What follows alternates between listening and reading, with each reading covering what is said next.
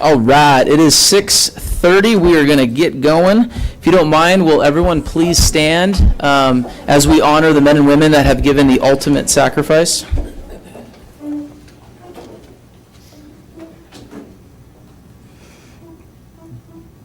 Thank you for that, and please now join me in prayer. Dear Heavenly Father, thank you so much, Lord, for this amazing day, Lord. Thank you that once again Canyon Lakers come together and try to make our community the most amazing place that we can possibly live, Lord. Thank you for continuing to give, Lord. Let us be reminded of the importance of you and all that you do, and in your name, amen.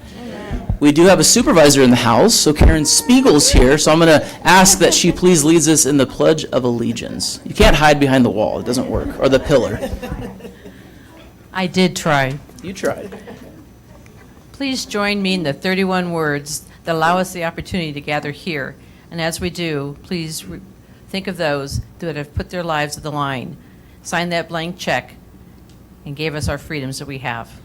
I pledge allegiance To the flag of the United States of America and to the republic for which it stands, one nation, under God, indivisible, with liberty and justice for all. Thank you, Supervisor. All right. Madam Clerk, roll call. Councilmember Castillo. Here. Councilmember Dane. Here. Councilmember Terry. Here. Mayor Pro Tem Welty. Here. Mayor Smith. I am here. Mayor, you have a quorum. Thank you so much. Moving on, closed session report. Mr. City Attorney, you got anything for us? Thank you, Mayor. We have no reportable action today. All right. Moving on to our favorite thing, ceremonial matters. So before I have Kathy Barbe join us up with all the ladies, I want to say some awesome things about Kathy. And apparently staff told me that we broke the computer because the pages were about 150 when we were done. So they tried to eliminate it down to one, and they were successful, kind of, sort of. So I get to say great things about you, Kathy, because you're an incredible human being, and you do so much for Canyon Lake. Kathy has spent 15 years serving the community of Canyon Lake. She serves as a member of 6 different clubs that focuses on activities for seniors, community events, charitable donations, scholarships for high school students. It's true and dear to my heart. Student Center Work Group, Kathy has helped plan and host annual events designed for seniors. The Fine Arts Guild, Kathy has helped plan and host annual community concerts that sell out every year, all because of Kathy. She fundraised for these concerts, and she reinvests back into the community, like a true, incredible woman like you are. Women's Club and Mermaids Club, these groups host annual events, which include annual fashion show, holiday home tour, my wife's favorite, and a Kentucky Derby. Yacht Club, Kathy has been active for the last 6 years in the Yacht Club and has not crashed a boat, so that's good news. This club provides a scholarship opportunity, again, for high school seniors.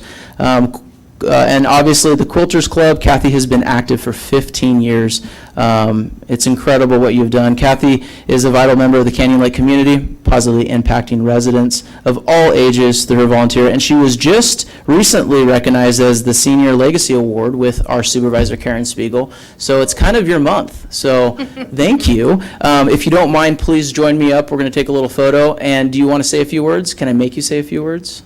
Maybe? Maybe, come on. Do we have a floating mic? Oh, we got budget issues. There we go. Kathy, thank you. I know you're the most humble lady I know, but can you say a few things about your experience with Canyon Lake? Oh, well, gosh, thank you. And this is an honor for me. It's really a strange place for me to be up front. I'm not an upfront kind of person, but I love living in Canyon Lake, lived here for a long time, love doing things here, and doing things with people, is, I think, a big part of Canyon Lake. And there's my support group back there, part of them. And quilting and that kind of thing is definitely my passion. So thank you ever so much for the honor. I appreciate it. Absolutely. Well, you are our Citizen of the Month. So I give this to you.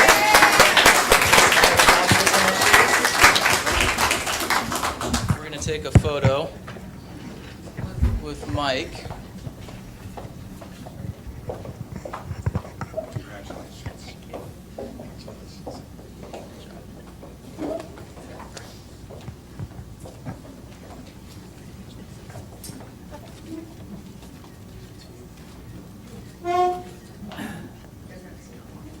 Thank you.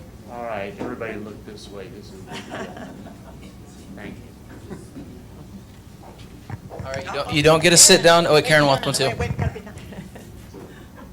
Okay, you don't get to sit down yet. The council has to stay up here too, because we're also going to honor the Canyon Lake Quilters Club. So can you please come up, please? Thank you. This is just some of them, you know, it is vacation time, but this is the ones who are in town right now. So those of you that know about the Quilters Club, an incredible group that make quilts for our members of the military, true and dear to our heart. The Quilters get together at the Senior Center where they work on patriotic themed quilts. The community nominates deserves active and retired military to receive these beautiful creations. So thank you so much, ladies. We want to take a photo of you, and we want to honor you too and just say thank you. I know that it's holiday time, so we couldn't get everyone here. We probably wouldn't have enough room, but if we can. Yep.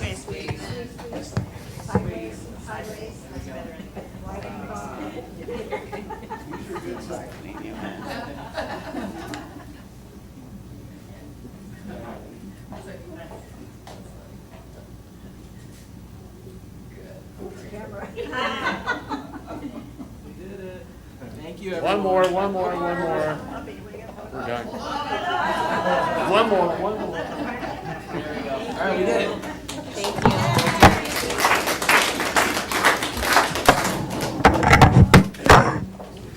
Guys, it happens every time. That was an exceptional choice, Mayor. I love them.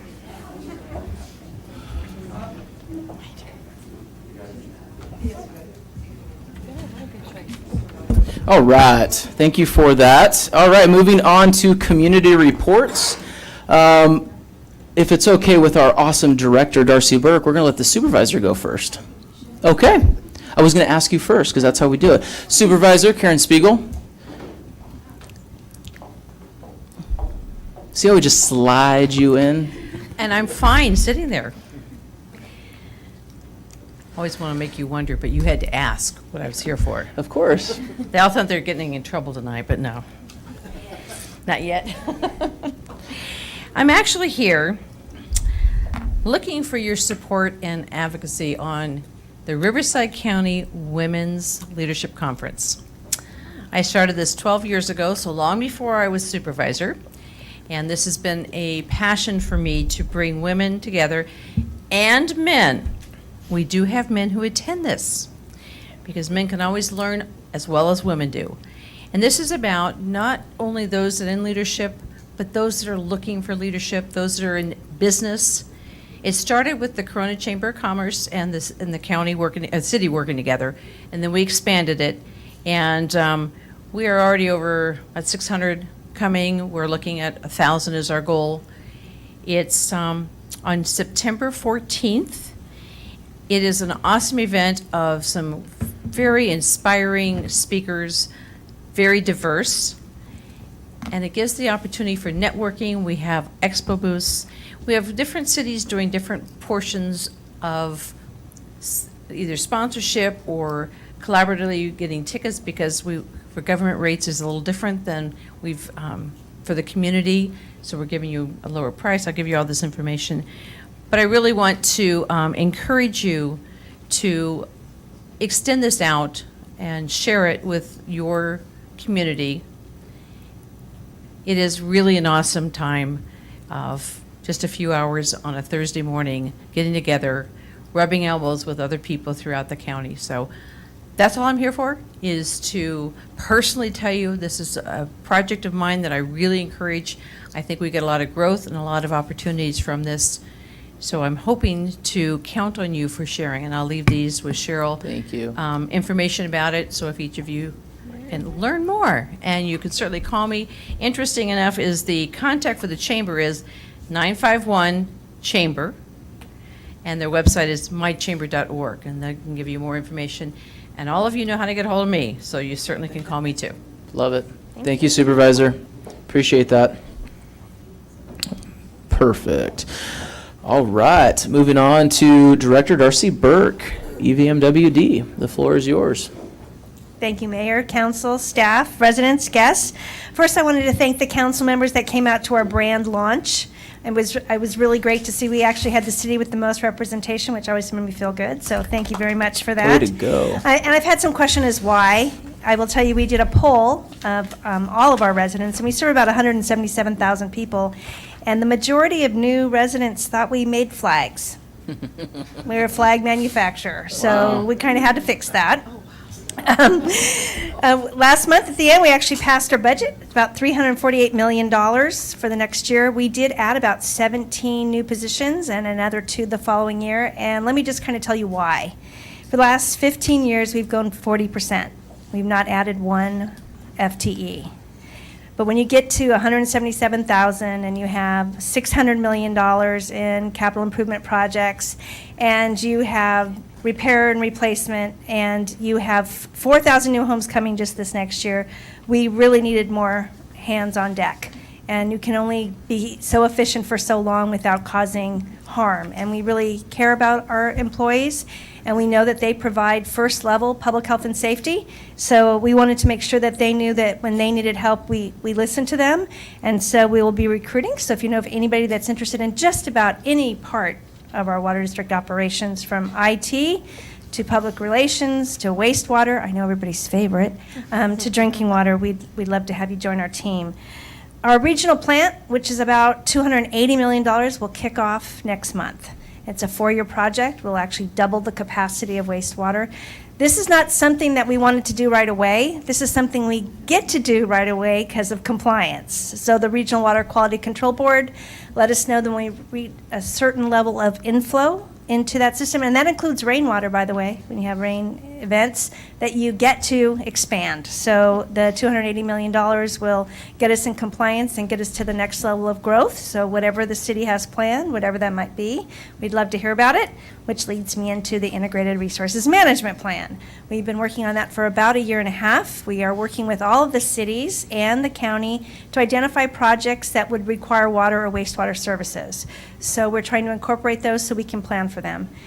And part of my work at the United States Environmental Protection Agency, the Local Government Advisory Committee, I was put on the Climate Adaptation Committee. And one of the things they made very clear at my first meeting was for those government entities, cities, including counties, supervisor, if you do not have a climate adaptation management plan in the near future, you will not be eligible for any federal funding. And that includes what we used to call earmarks or community grants. So as part of our planning process, we've identified those areas which could be considered climate adaptation. We kind of look at it as we prepare for dry weather and we prepare for wet weather.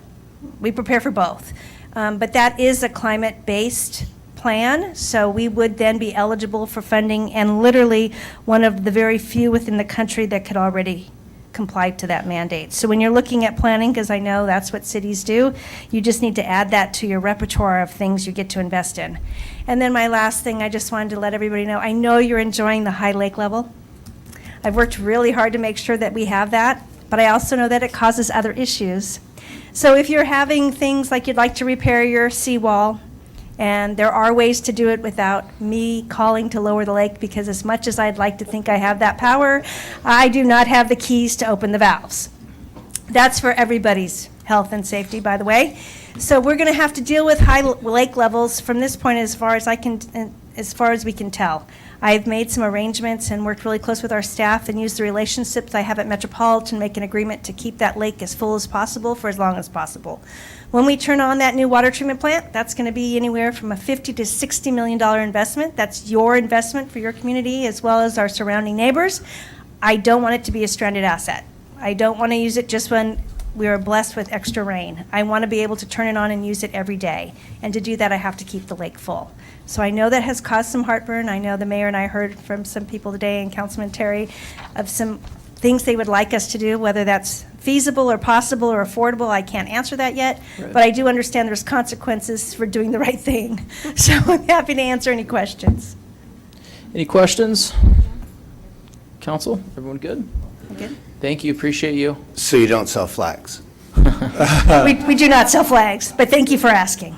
I do have a question. So you are EVMWD now? Are you Elsinore Valley Water District? How do we, We're still EVMWD. Still EVMWD? Our name is Elsinore Valley Municipal Water District. I tried to get the name changed to Canyon Lake, but they The other four they weren't going for it. So that is our name. We really just changed our logo and Okay. the brand, and the visual images are really to just enforce the experience that people told they already had with their customer, which was very attentive, responsive, and very professional. So hopefully that answers it. But yes, we're still EVMWD.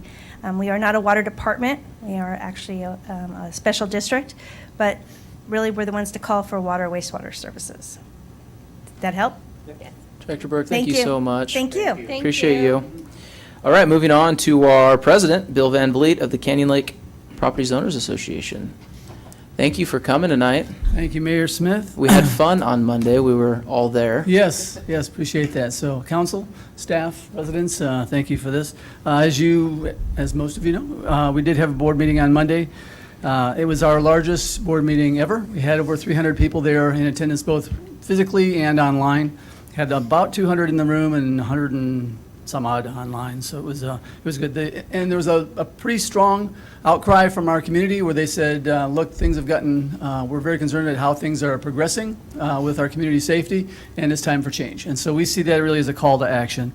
And as a board, there's 3 immediate actions we're taking.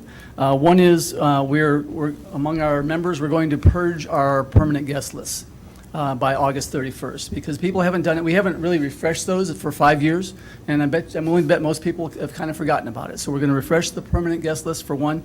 We are going to be implementing an e-bike program. And about half the comments I'd say were on overcrowding and what's going on the 4th of July, and I think about half the comments were kind of fed up with what's going on with e-bikes. And so we've got a program that we're going forward, and we will debut the program at our August meeting, and it's going to have multiple elements. One is there's going to be a safety and training element. So you'll have to get some safety training, and you'll take an online test, much like we do for the boating test, right?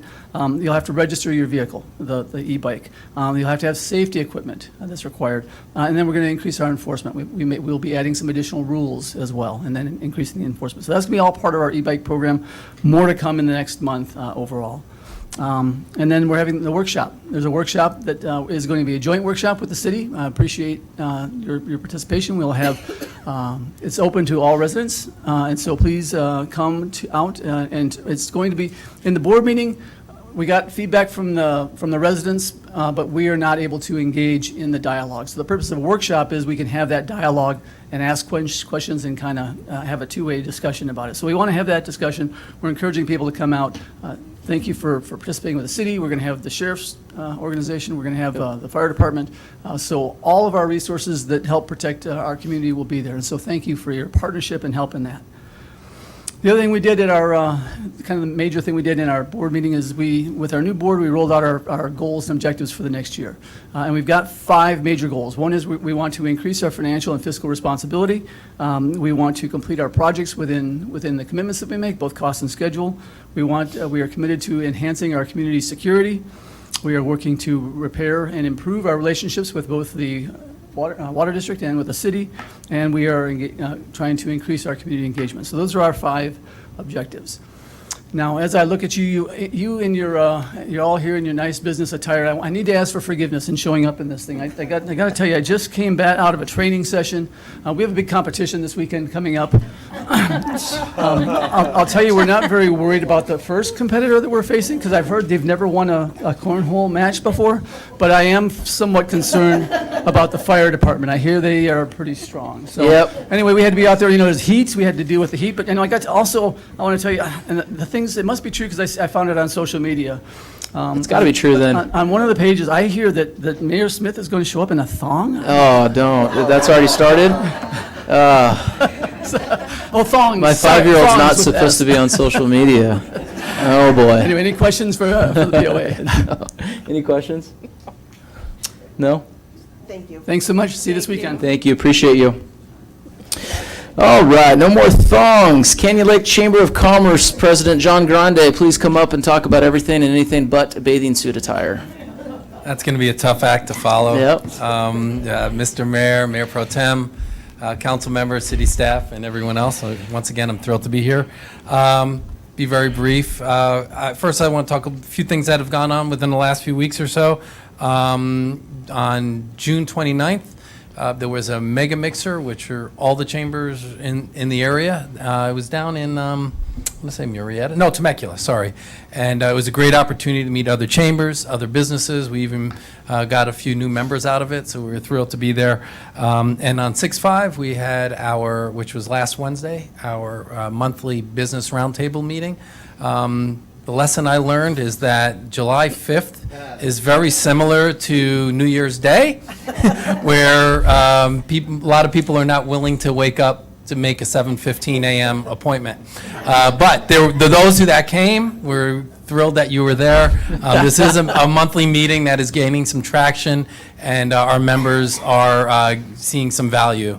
6/7, which was the following, or last Friday, I got together with Council Member Terry, as well as some of our ambassadors, chamber ambassadors, and we walked the entire town center to promote our event coming up next week. It is next week, right? Yeah. It is next week. A week from tonight, actually, same bat time, same bat channel, 6 p.m. We will be hosting our first, what we're hoping to be is going to be a series of business-related events.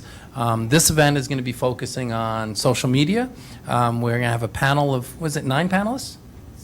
7, close, right? 7 panelists whose businesses have all achieved a certain level of success using social media, but everyone seems to be doing it a little bit different. So we think there's going to be some real good pieces of information. It's open to the public. It's free. It's going to be 6 p.m. in this room next Wednesday night, and we think there's going to be a lot of value. So we want everyone, please come, and we're really hoping to have a good turnout on that event. In addition, our next business roundtable event will be in the morning of August 2nd. It's always the first Wednesday of the month, 7:15. Promise to have everybody out by 8:30 a.m. So hopefully, again, we'll see all of you there at 7:15 a.m. at the Country Club. And I'm also very proud to announce our July Business of the Month. Many of us have frequented, and it's long overdue, Sports Stop. Very nice. You're welcome. Very good. Thank you. And that's everything. Love it. Any questions? Any questions for our president of the chamber? Nope. Everyone good? We're good. Okay. Oh, and to answer, one question that wasn't asked, why I'm sporting some stubble. I've actually just this week started to grow a beard because I'm planning on being Santa this winter. So hopefully it's going to be white enough and long enough, but we'll see if I can get there. So. I love it. Thanks. John, thank you, brother. Appreciate you. Awesome. Ho, ho, ho. Public safety update. Code enforcement. Ruby, the floor is yours.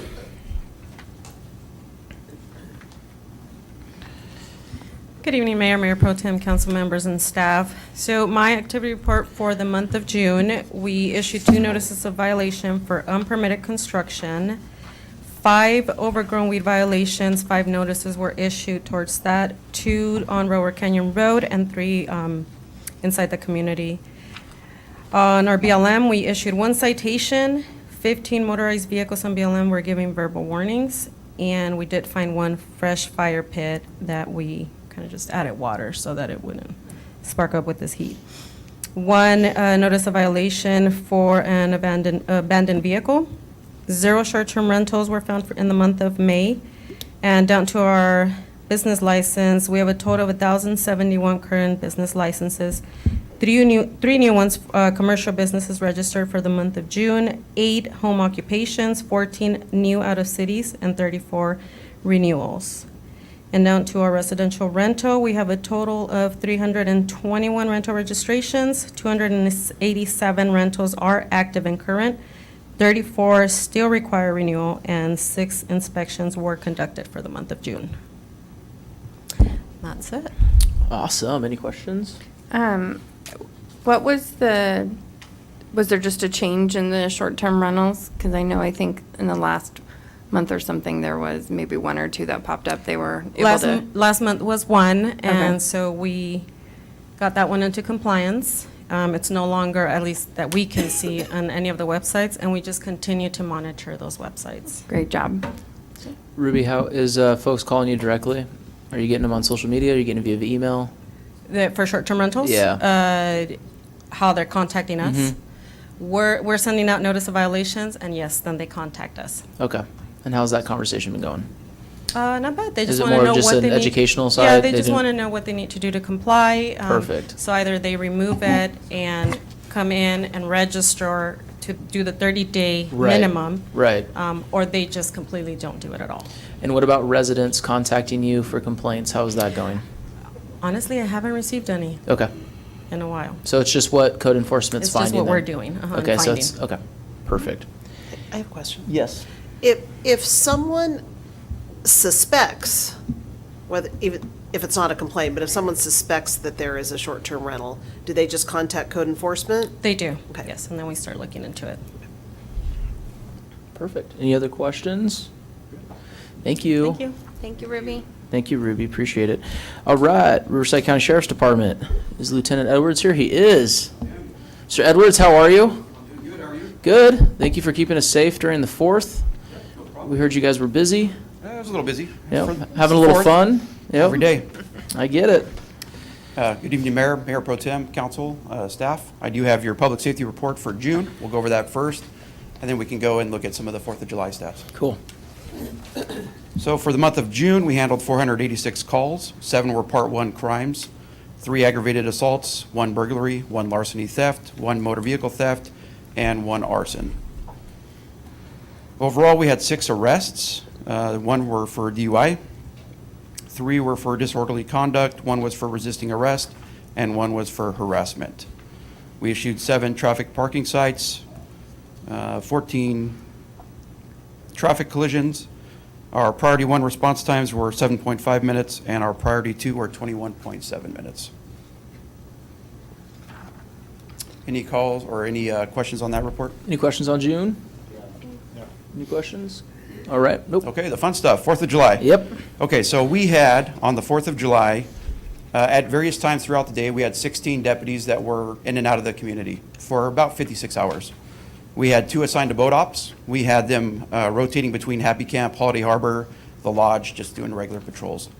So for 2023, we had 46 calls for service, 4 traffic collisions, 1 DUI.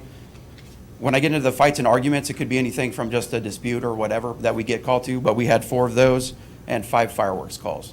To put that in perspective, for 2022, we had 49 calls, so an increase. We had 2 traffic collisions, 1 DUI, 5 fights, 0 fireworks. And then for 2021, we actually had 61 calls, 2 traffic collisions, 0 DUIs, 3 fights, and 11 fireworks calls.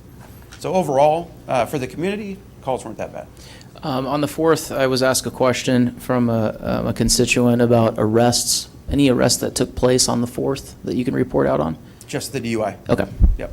Thank you for that clarification. Yep. Any other questions in regard to the 4th? So are we one of your good cities then? Well, yes, comparatively speaking. That's what I wanted to hear. So considering what we do here, right? Yeah. I mean, you tripled your population Of course. in one day. Incredible, So right? it was actually pretty good. Okay. I drove through the community, I went through the parks, I walked Happy Camp and stuff. Everybody was doing what they do on the 4th. Yeah. So, That's a good way to put it. it was good. Very Everybody was politically. nice, polite. Yeah. Offered me beers. Of course. It was good. It's a Candy Lake model. Of I had course. my water, Yep. that was good.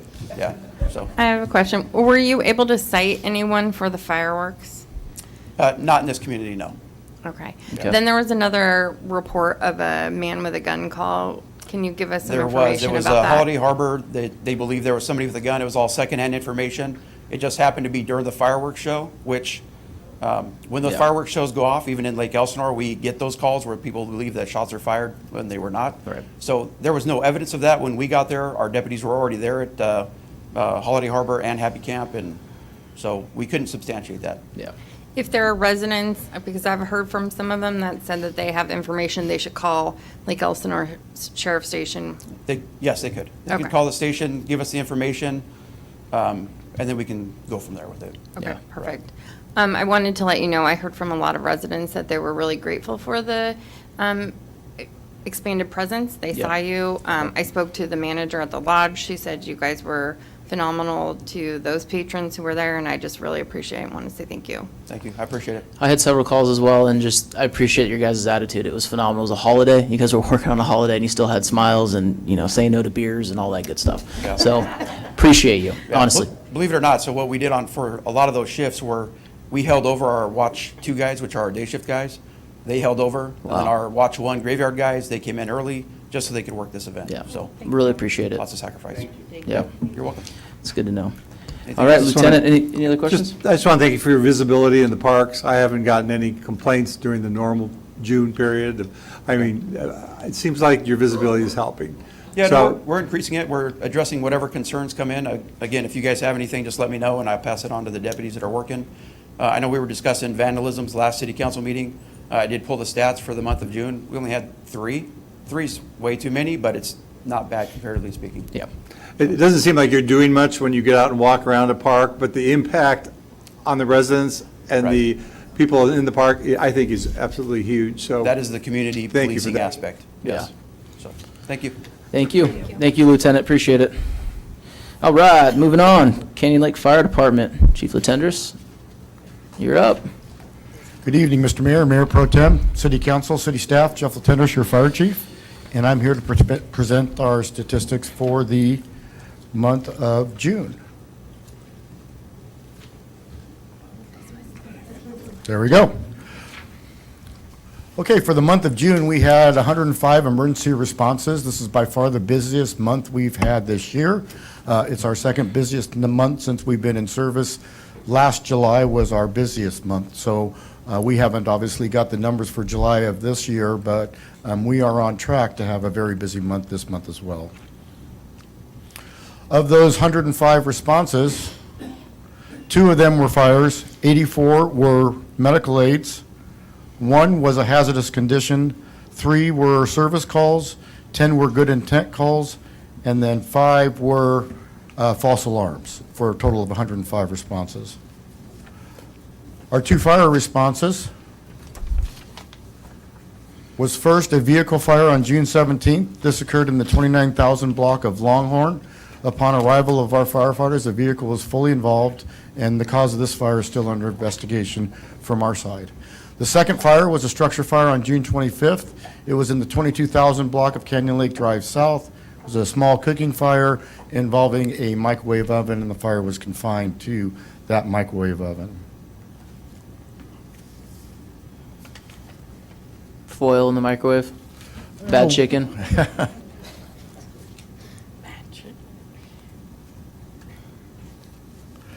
Our incidents by time of day, there's a little bit of a change here. Normally, we're pretty quiet in the early morning hours, but you see there we had a spike at about midnight of 7 calls during the month, and then even around 6 or 7 o'clock, we saw increase a little bit during this month. So we did have more calls, but a little bit different in our data that we're looking at for this month. So again, we typically try to do our training in the morning hours, not just to stay out of the heat now, but because that's our less busy time or our least busy time, and then try to be available in quarters during the afternoon hours when we're more likely to get calls. Our response times averages, we actually increased just a little bit on our averages for our turnout time. We went from 52 seconds to 55 seconds, from our travel time of 5 minutes 2 seconds to 5 minutes and 9 seconds, and our total response time went from 5:52 to 5:55. Again, our more important ones that we look at, 90% of the time, how are we performing? And we call that our fractile time. So we went down in our turnout time from 1:28 to 1:24. Our department goal is 1:45, so we've met that goal every month except February this month.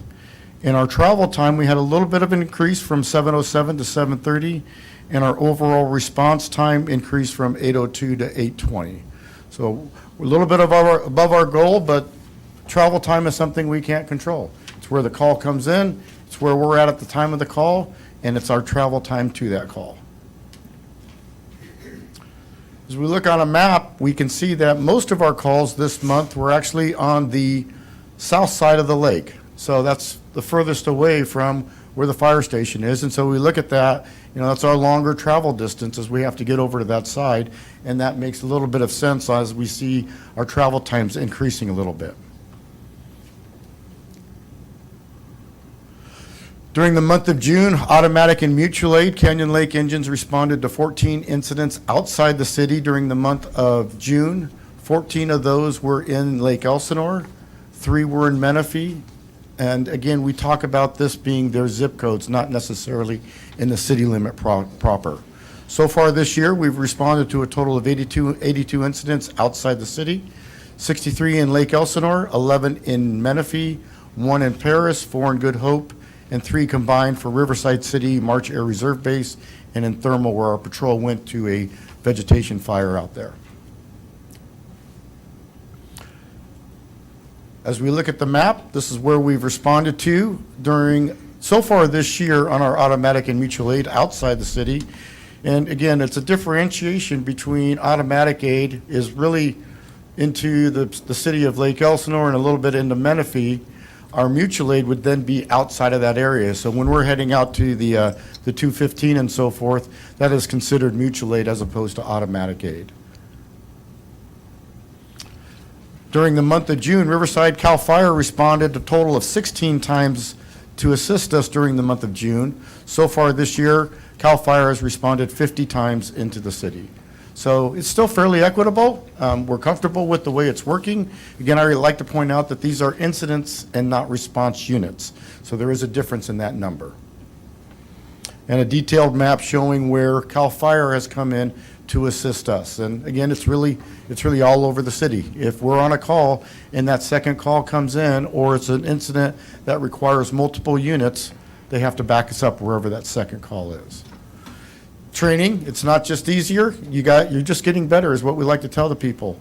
So during the month of June, A shift had 29 hours, B shift had 31, C shift had 35, and you can see overall, they've had over 500, almost everyone has over 500 hours of training. Our department focus this much was, again, wildland training, and if you've looked around the county lately, I mean, it seems like every day you're seeing columns of smoke, and most of that has been from vegetation. We did area familiarization on wildland. We went to the access road off of Railroad Canyon Road that leads to the maintenance yard for the golf course, and we pre-planned and looked at our access and the vegetation and the fuels that are back there and planned that area. We met the Riverside County Emergency Medical Services updates for our paramedic and our EMTs. Every year they change some of our protocols and processes, so we've updated all of our personnel on that. We went up to the top of Sorrel on a vacant house that's under remodel, and we practiced structural firefighting on that house with the permission of the property owner. Every week, our Chief Samuels is working on simulations with our personnel, and our reserve firefighters came in on a Saturday and went through wildland fire training. Public education, community outreach, our firefighters were again busy. That picture there is, I'd like to point out Captain Tim O'Meara from the Firefighters Association. He put together our first annual golf cart show, and so it was a great success here at the town center. They've also been at almost every Taco Tuesday enjoying the food. They were at the Canyon Lake Neighbors newspaper magazine celebration. They go to the movies in the park, and just our daily interaction, stopping at the lemonade stands and supporting the community. Briefly, since the council won't be in session during the month of August, and it's still fresh in our memory, I wanted to talk what we did about on 4th of July. We did staff our Engine 201 as a 4-person paramedic unit. We had both chief officers on duty in the city. So Engine 1 was staffed with 4, Engine 201 was staffed with 4, both chief officers, so we had 10 firefighters on duty in the city. We did respond to 12 emergency incidents. It's a little bit less than what we did last year. We had 2 fires. One of them was definitely fireworks related. The other one, we weren't able to determine the cause. We suspect fireworks because it was in a grassy field, but we weren't able to actually pinpoint that. We had 4 traffic accidents, one involving a golf cart, one accident that resulted in the loss of power to over 200 homes for many hours. Because of that, we worked with the POA, and a cooling center was established at the senior center. It was set up about 10 o'clock in the morning, and power was restored about 3 o'clock, 4 o'clock in the afternoon. We did not have any visitors into the cooling center, but it was there, it was available, it was staffed, and we got that set up. During that period of time on the 4th, CAL FIRE did have to come in and assist us on 2 incidents. They assisted us because our units were committed.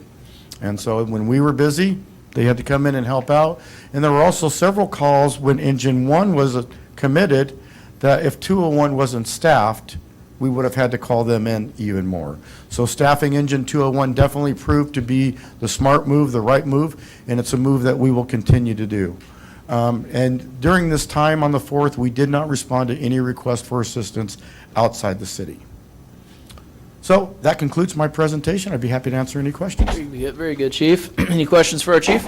I have a comment. Yes, of course. I just want to say, wow, very grateful for the work of the firefighters and the two chiefs on this date. I heard from many members of the community that they were grateful for the extra presence and that just the fact of the additional availability meant a lot to them. And so I also want to say good job being our acting city manager. It was a during fun that week. period. Thank you, Nicole. We'll never have a vacation again. That's right. You did great, and we appreciate you. Thank you very much. Appreciate all the reports. Thank you. If you don't mind, can you share a little bit to the council about some of the work that went into going into the 4th of July when you met with Allied Security and the POA and some other stakeholders to the community? So there is a fairly significant planning process that we go through each 4th of July. I've been involved in 3 of them now. And so the POA first receives the information from the POA contracts with Pyro Spectacular to put on the 4th of July fireworks show. From that, they determine how many shells they're going to have. They find a pyrotechnician, and we start planning with the POA and the Sheriff's Department and their security and staff on the road closures, on what's going to be open, on what time it's going to be closed, on what their staffing is going to be at each different location. We're doing the same thing. Code enforcement is involved from the city. We're involved from the city. There are probably 3 planning meetings. We had a little hiccup this year. The regular pyrotechnician that has done the show for several years backed out at the last minute, then he got back in, but we had to meet on a Saturday out at the island, at Skipper's Island, and go through with the backup person what was going to be involved. So there's many hours of planning and preparing before we get to the actual 4th. On the 4th, I'm pretty much committed to the fireworks show. During the show, I'm on Skipper's Island with the pyrotechnician. I'm in a position if there are any issues or problems, I can stop the show because of safety concerns. Thank you for that. That's very important. Any other questions? Appreciate you, Chief. Thank you. So much. Great job. Great Thank you. report. Great job. All right, Madam Clerk, public comments. Honorable Mayor, we do have one comment tonight. Renee Griffiths. Hello. Thank you for the opportunity to speak. I have 2 items, and I'll keep it under 3 minutes. I'm urging the City Council to reconsider the suggestion I made last month of increasing the hourly wage for firefighter personnel by a minimum of $4 an hour. While I understand the budget was approved, you should consider a budget adjustment. According to the approved budget, the expected income from property tax, fire, and EMS subscription fees totals $2,090,000. The budget for the fire department is $1.95 million, a little bit of change. So this means there's roughly $140,000 of fire tax and fees income available for the fire department. I do understand that there's other monies that are being spent for the fire station, the renovations, and that's why when I did my little numbers, I did not take into account any money from the utility tax. And that's $1.15 million. I didn't even put a percentage in there towards the fire department. While it's great to hear how much you guys appreciate the fire department, and I know that all of you do and everyone does sincerely love everything that they do, it doesn't put food on their table. It doesn't put fuel in their vehicles. And for me, it is a sad day in Canyon Lake when the individuals who are willing to sacrifice their lives are the lowest paid full-time employees of the city. So that's number 1. And then I did do the spreadsheet I was chatting about because I was just jotting numbers down, so I did do that, comparing the Step C for all. So firefighter, paramedics, for example, fall below, well, they're the lowest, so they just fall below everyone. So then number 2, in the June agenda, it reads, city staff is also in the midst of entering into an agreement with Jacob Green and Associates for $92,200 for a law enforcement services study to evaluate what, if any, alternative approaches the city should consider for law enforcement services. So I know you guys can't comment on that, but I'm curious if the city manager can let us know whether or not that agreement has been executed. If the answer is yes, if you're able to provide details of the scope of work that you've contracted them to perform, and then specifically, if it is yes, are we spending that money to explore starting our own city police department? So I don't know if you can answer, and if you can, I fully understand. Thank you so much, Renee. I appreciate you coming. Any other public comments? Mayor, we have no additional comments. Perfect. All right, we're doing something a little bit different tonight. Usually, we give our committee and council reports at the end of a council meeting, and no one's here. But this time, everyone's here. So you get to hear from us. You get to hear about what your council is doing in the community, the regional boards that they serve on, and what is happening. This is my chance to play Russian roulette, so I'm going to start off with Mark Terry. Kick us off. Thank you, Mayor. On June 28th, I attended the Western Regional Council of Governments General Assembly meeting in Pechanga. Presidential historian and Pulitzer Prize winning author Doris Goodwin was our keynote speaker. I personally really enjoyed how she took modern day problems and then was able to take some of our past presidents, how they may handle that. I found that to be extremely fascinating. It was a great opportunity to build upon our state, county, and city relationships. I would like to thank the mayor. I'd like to thank Councilmember Dane, Councilmember Welty, as well as the chief and his wife for attending. It really was a great event, and I look forward to going next year as well. And I just look forward to working with WRCOG throughout the year. They do great work. As John Grande had mentioned, on the 19th, next Wednesday, 6 p.m. right here in our very chamber, we're going to have a panel discussion on how to build your business through social media. And got some really good people sitting on the panel. I'm sure you know all of them.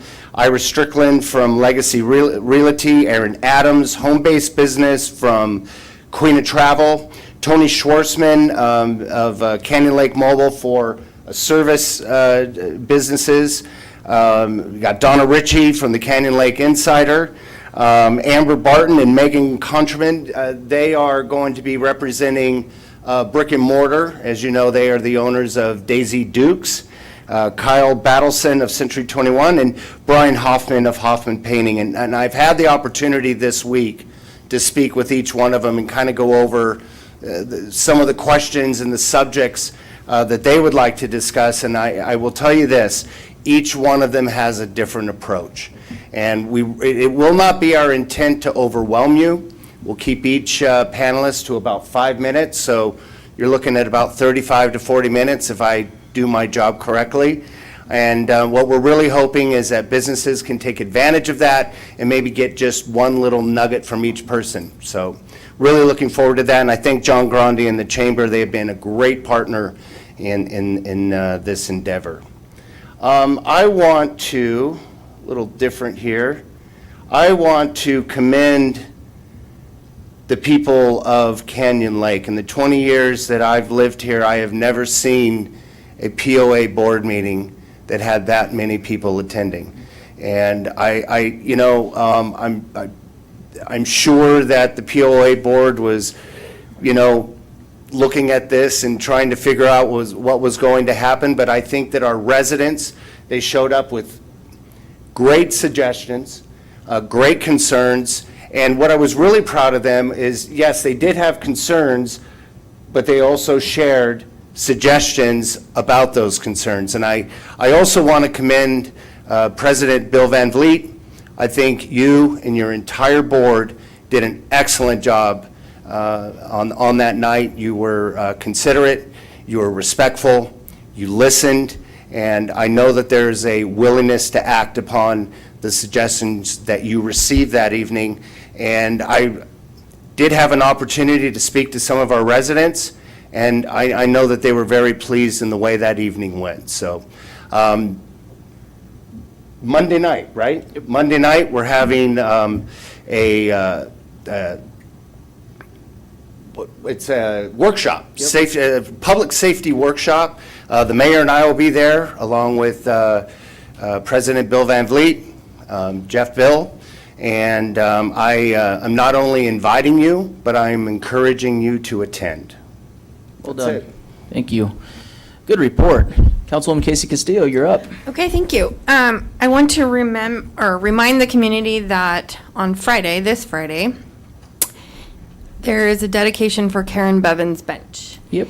And she was our posthumous Spirit of Canyon Lake Award winner last year because she is amazing. The bench was put together by Family Matters and the Canyon Lake Veterans and First Responders Club and donations from the community. So I look forward to seeing everyone there to remember and honor Karen. That will be in the Veterans Memorial. And then August 1st is our National Night Out. We're hosting it in Town Center from 6 to 8. There's going to be all kinds of family-friendly activities, raffles. Our law enforcement team will be there. Our fire department will be there. It's going to be a great night, so we're hopeful that everyone comes out in the evening for the night out and joins us in the Town Center. Perfect. Thank you so much. Mayor Pro Tem Welty.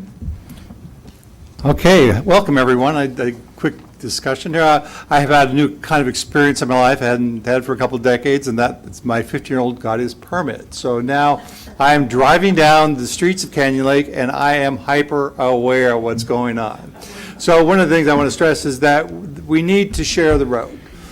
Our roads have bicycles, we have golf carts, we have parked cars, we have driving cars, and I appreciate the POA. I think a look at that e-bikes is needed, but at the end of the day, the idea that we share the roads is absolutely essential in our safety. I have this thing where my son, we're going on Continental, and he says, "Dad, the speed limit's 35, and I have this code. I say, "Parking lot." And when I say parking lots, what I'm saying is there's so many dogs, people, cars walking across the street at that particular moment that he has to drive Continental, not like it's a 35-mile-an-hour road, but like it's a parking lot. So I think if other neighborhoods are similar, they also have that parking lot experience, and we can never forget that we need to share the roads, and our roads are a little bit complicated with all the different uses that we use. Okay? Second item on public safety is I'm on the board of the Northwest Mosquito Control. They are finding West Nile virus in the animals and some of the mosquitoes. It's a very serious problem. I've known 2 people that have died. One died slowly, one died fairly quickly from West Nile. So it is a real thing. It's just not made up on social media. So please be aware. The discussion is there's some lines of defense. One is bug spray, the easiest. Just put some bug spray on. Awareness that from dawn to dusk, that is where the mosquitoes tend to be worse. And long shirts is also an option, but when it's 105, the long shirt option gets pretty weak. So just be aware. Vector will come out if you can identify mosquitoes or Africanized bees, that kind of thing. If you call them, they will come out and they'll help you. As a personal measure, though, please go out and look for standing water in your yard. That's the big thing. It may be in your neighbor's yard, but deal with that. Sometimes you'll find it on the lake. So if that's the case, I think if you see mosquitoes on the lakes, I hate to say this, Bill will come up and slap me if he wants, but if it's on the lake, it's really the POA's lake, and they're responsible. So we're all 3 pointing at each other. But yeah, you can contact them. And another thing, we did have I believe it was a bee incident. It may have been Africanized bees down at the pickleball courts. They ran around, got a little wild. They were fairly aggressive, which makes me think Africanized bees. If you see a POA common area and you see Africanized bees or bees, you can call the POA. They can contact Vector. Vector will come out, and if they don't do it themselves, they'll guide you. Vector won't go into your house to deal with bees, but if they're on a tree or on the outside, they will work with that. So please be aware. Again, safety item. Be safe this summer. I also attend the SCAG Environment and Energy meeting. The primary discussion was kind of a Darcy subject, which is water resiliency. We are in a good place this year because we got a lot of water, but we're not always going to be. I also attending honoring the elected meeting, and Ken Calvert spoke, and his discussion was, 20 years ago, we had the opportunity to put 2 tunnels through to deliver water from Northern California to Southern California. Now, they didn't do it. They're now looking at 1 tunnel, and that 1 tunnel is now going to cost us what that 2 tunnels would have cost us before. But a big part of our water resiliency where we live is that ability to be able to share water through the state, and without those tunnels, that's not going to be very effective. So just a heads up, that's kind of my report for the month. Perfect. Thank you, Mr. Mayor Pro Tem. Councilwoman Jennifer Dane. Okay. I was very proud to be part of the representation of Canyon Lake at our inaugural Senior Legacy Awards, put on by Supervisor Spiegel, and honoring Kathy Barbay. So that was a great event, and really exciting to see the outstanding seniors we have in our whole area. Also attended our Southwest Riverside County Women's Elected Group last month with a lot of other attendees in nearby higher education, as well as hospitals, and really working on ideas to figure out what we can do and some really good steps on bringing some higher education to our region. Our 9/11 plans for our 9/11 memorial, our memorial mourning, are underway. And want to say a special thank you again to our firefighters and law enforcement for all the 4th of July coverage. And don't forget our City of Canyon Lake Cornhole Tournament this Saturday. Yep, 3 absolutely. o'clock, Sierra Park. All right, thank you so much. I'll wrap it up. Today, I had the privilege of going to our RCTC meeting. I serve on RCTC, Riverside County Transportation Council, and surprisingly enough, we have a team of folks that work with our Freeway Service Patrol, and they're a partnership with CHP and Caltrans. And we got a cool statistic. Anytime you see a tow truck, throughout on the freeways, helping people out. They've actually, in the last 30 years, towed 1 million vehicles in Riverside County. Pretty incredible that this service is provided through RCTC. So it was exciting to hear about some of the good works that we're doing to clean up our roads and people who have trouble when they break over. SCAG's one of my favorite boards. No, it's not. There's a lot going on. A lot of government in SCAG and the Southern California Association of Governments. And an interesting article came out from Forbes magazine dealing with bikes. And I think Canyon Lake can relate to bikes because we're dealing with e-bikes. But this interesting article, and I'll share it with those that want it, discussed the City of London and how now bikes are outnumbering cars. It's just the number one source of transportation. It's becoming quite an issue now, and they're having to start to govern and look at new ways of transportation with bikes. Canyon Lake is having the same conversation when it comes to e-bikes, so I think it's crucial that we continue the conversation between the POA and the city. So SCAG kind of brought this in my mind that I know that Jeff Bilgate gave a good presentation on e-bikes, and I think we need to keep that going, and I think the city needs to help and be involved with that too. So I'm glad that we're discussing that. RTA, I serve on RTA, which is Riverside Transportation Agency. Buses is what that is. And I'm excited to report that we're continuing our unlimited ride services for college students. We've partnered up with 3 universities in Riverside County, and that's continuing. And also our 25 cents a ride for students, which is good. We did a beach program a few years back. Was hoping it was more popular, but people they don't want to ride the bus as much as we are. And we've been innovative at RTA, coming up with new solutions. It's actually growing. Transportation through our buses are starting to go back on the rise. So we're seeing those stats, and that's good news. City of Canyon Lake, my favorite report to give, our residential real estate update. We did 28 sales in the month of June. That's just a little over $20 million in real estate. Median price in Canyon Lake is $673,000. It's a 8.6% change from June of 2022, which is actually increase. So despite rates being what they are now, which is about 7.25, homes are still being bought and sold in Canyon Lake, and still for a very high premium. Average price per square foot, I'm reading your guys' 401k here, so pay attention. Average price per square foot is $362.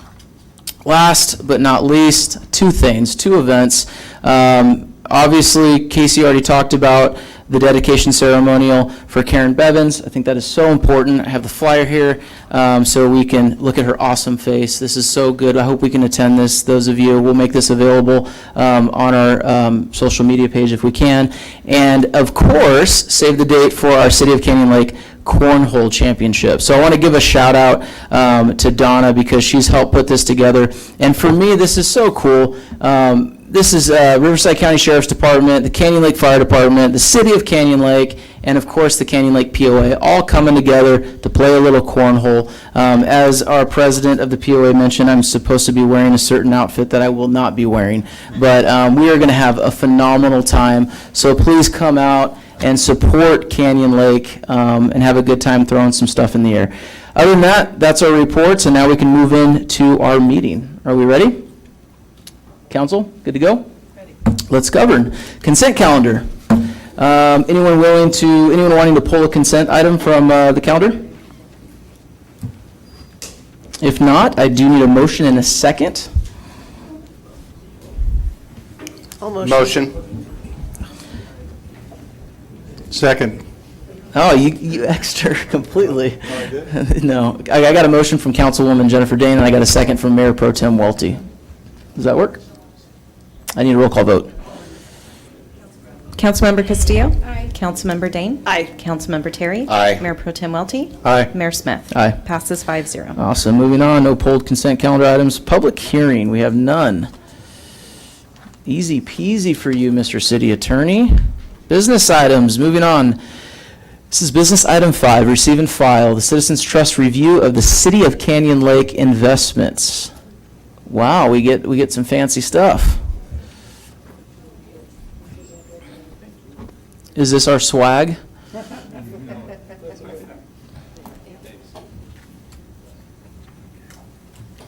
Thank you.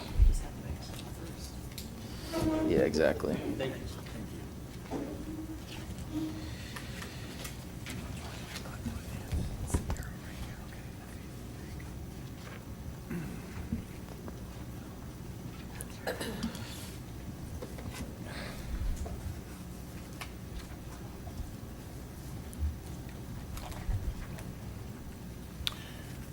So thank you, Mayor, Mayor Pro Tem, council members, and staff. We thank you for the opportunity to present to you today.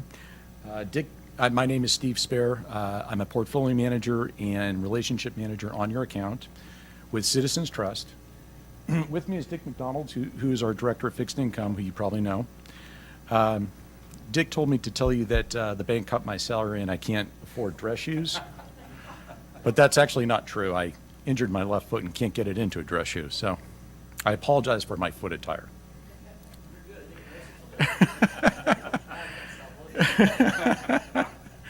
So, but we're glad to be here. So, Citizens Trust is a wholly owned entity within Citizens Business Bank. Citizens Business Bank is a publicly traded company based in Ontario, California, with over $16 billion in assets.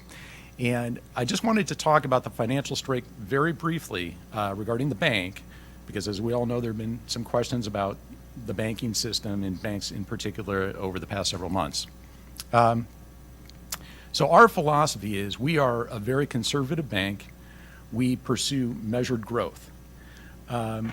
So Citizens Business Bank, as the name implies, we tend to focus on businesses as well as government entities and other institutions such as yourselves.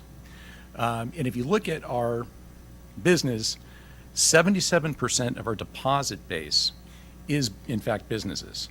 The other 23% is consumers. Within that 77%, there is no industry segment that represents more than 9%, which is actually manufacturing. So we are diversified across manufacturing, industrial companies, agricultural companies. We're very well diversified, our client base. So contrast that with Silicon Valley Bank, which was, all over the news, which was heavily exposed to technology. Many startups, companies that had limited operating history. In contrast, our clients tend to have very long operating histories. Many of them actually own the building or land upon which they operate. So we take a very conservative approach. That conservative approach has led to 184 profitable quarters consecutively, and as it points out in the page, also 135 quarters paying cash dividend to our shareholders. Forbes, you mentioned Forbes earlier, Jeremy. Forbes does a study every year where they rank publicly traded banks, the top 100 publicly traded banks. We're a part of that. It's based upon a variety of metrics, mostly credit quality, profitability and growth, things like that. And in the past 8 years, we've been in the top 5. The most recent year, we were the top bank, publicly traded bank in that ranking by Forbes. I would add that we are an investment grade rated company, Citizens Business Bank, by Fitch. And the last thing I'd say about this is our capital ratio is very high and strong. We have a lot of liquidity. The capital ratio for us is 13.8, which compares very favorably to our peers. Now, the regulators require us to have a minimum capital ratio, which is 7. So our capital ratio is actually almost double that of what is required of us. And that's important because that tells you that we have more capital than the regulators even think we need to meet our lending and investing standards. Okay? Now, Dick is going to talk quite a bit more about your specific investments, the safety of those investments, and diversification. But if there are any more questions on the bank, I'd be glad to answer them right now. Or we can, feel free to ask at the end, whatever you prefer. Shall I move on? Yeah. Okay, great. As So questions come up, we're pretty easy here, so. Thank you. I'm going to turn it over to Dick in just a second, but wanted to point out just a couple of charts because these are important charts in not only what's happened, obviously, in the marketplace and how it's impacted your portfolio when Dick gets to that, but also what our thinking is moving forward in terms of positioning our portfolio. The first chart, inflation. So no one thought about inflation for almost 40 years until a year ago. And then all of a sudden now it's the buzzword. Well, inflation peaked, as you can see, in June of last year. And since then, it's been sequentially coming down. The reading today was 3% year over year. Came down again. If you go to the next page. The problem is that the Fed target is 2% on core inflation. So the last chart was headline inflation. That includes energy and food.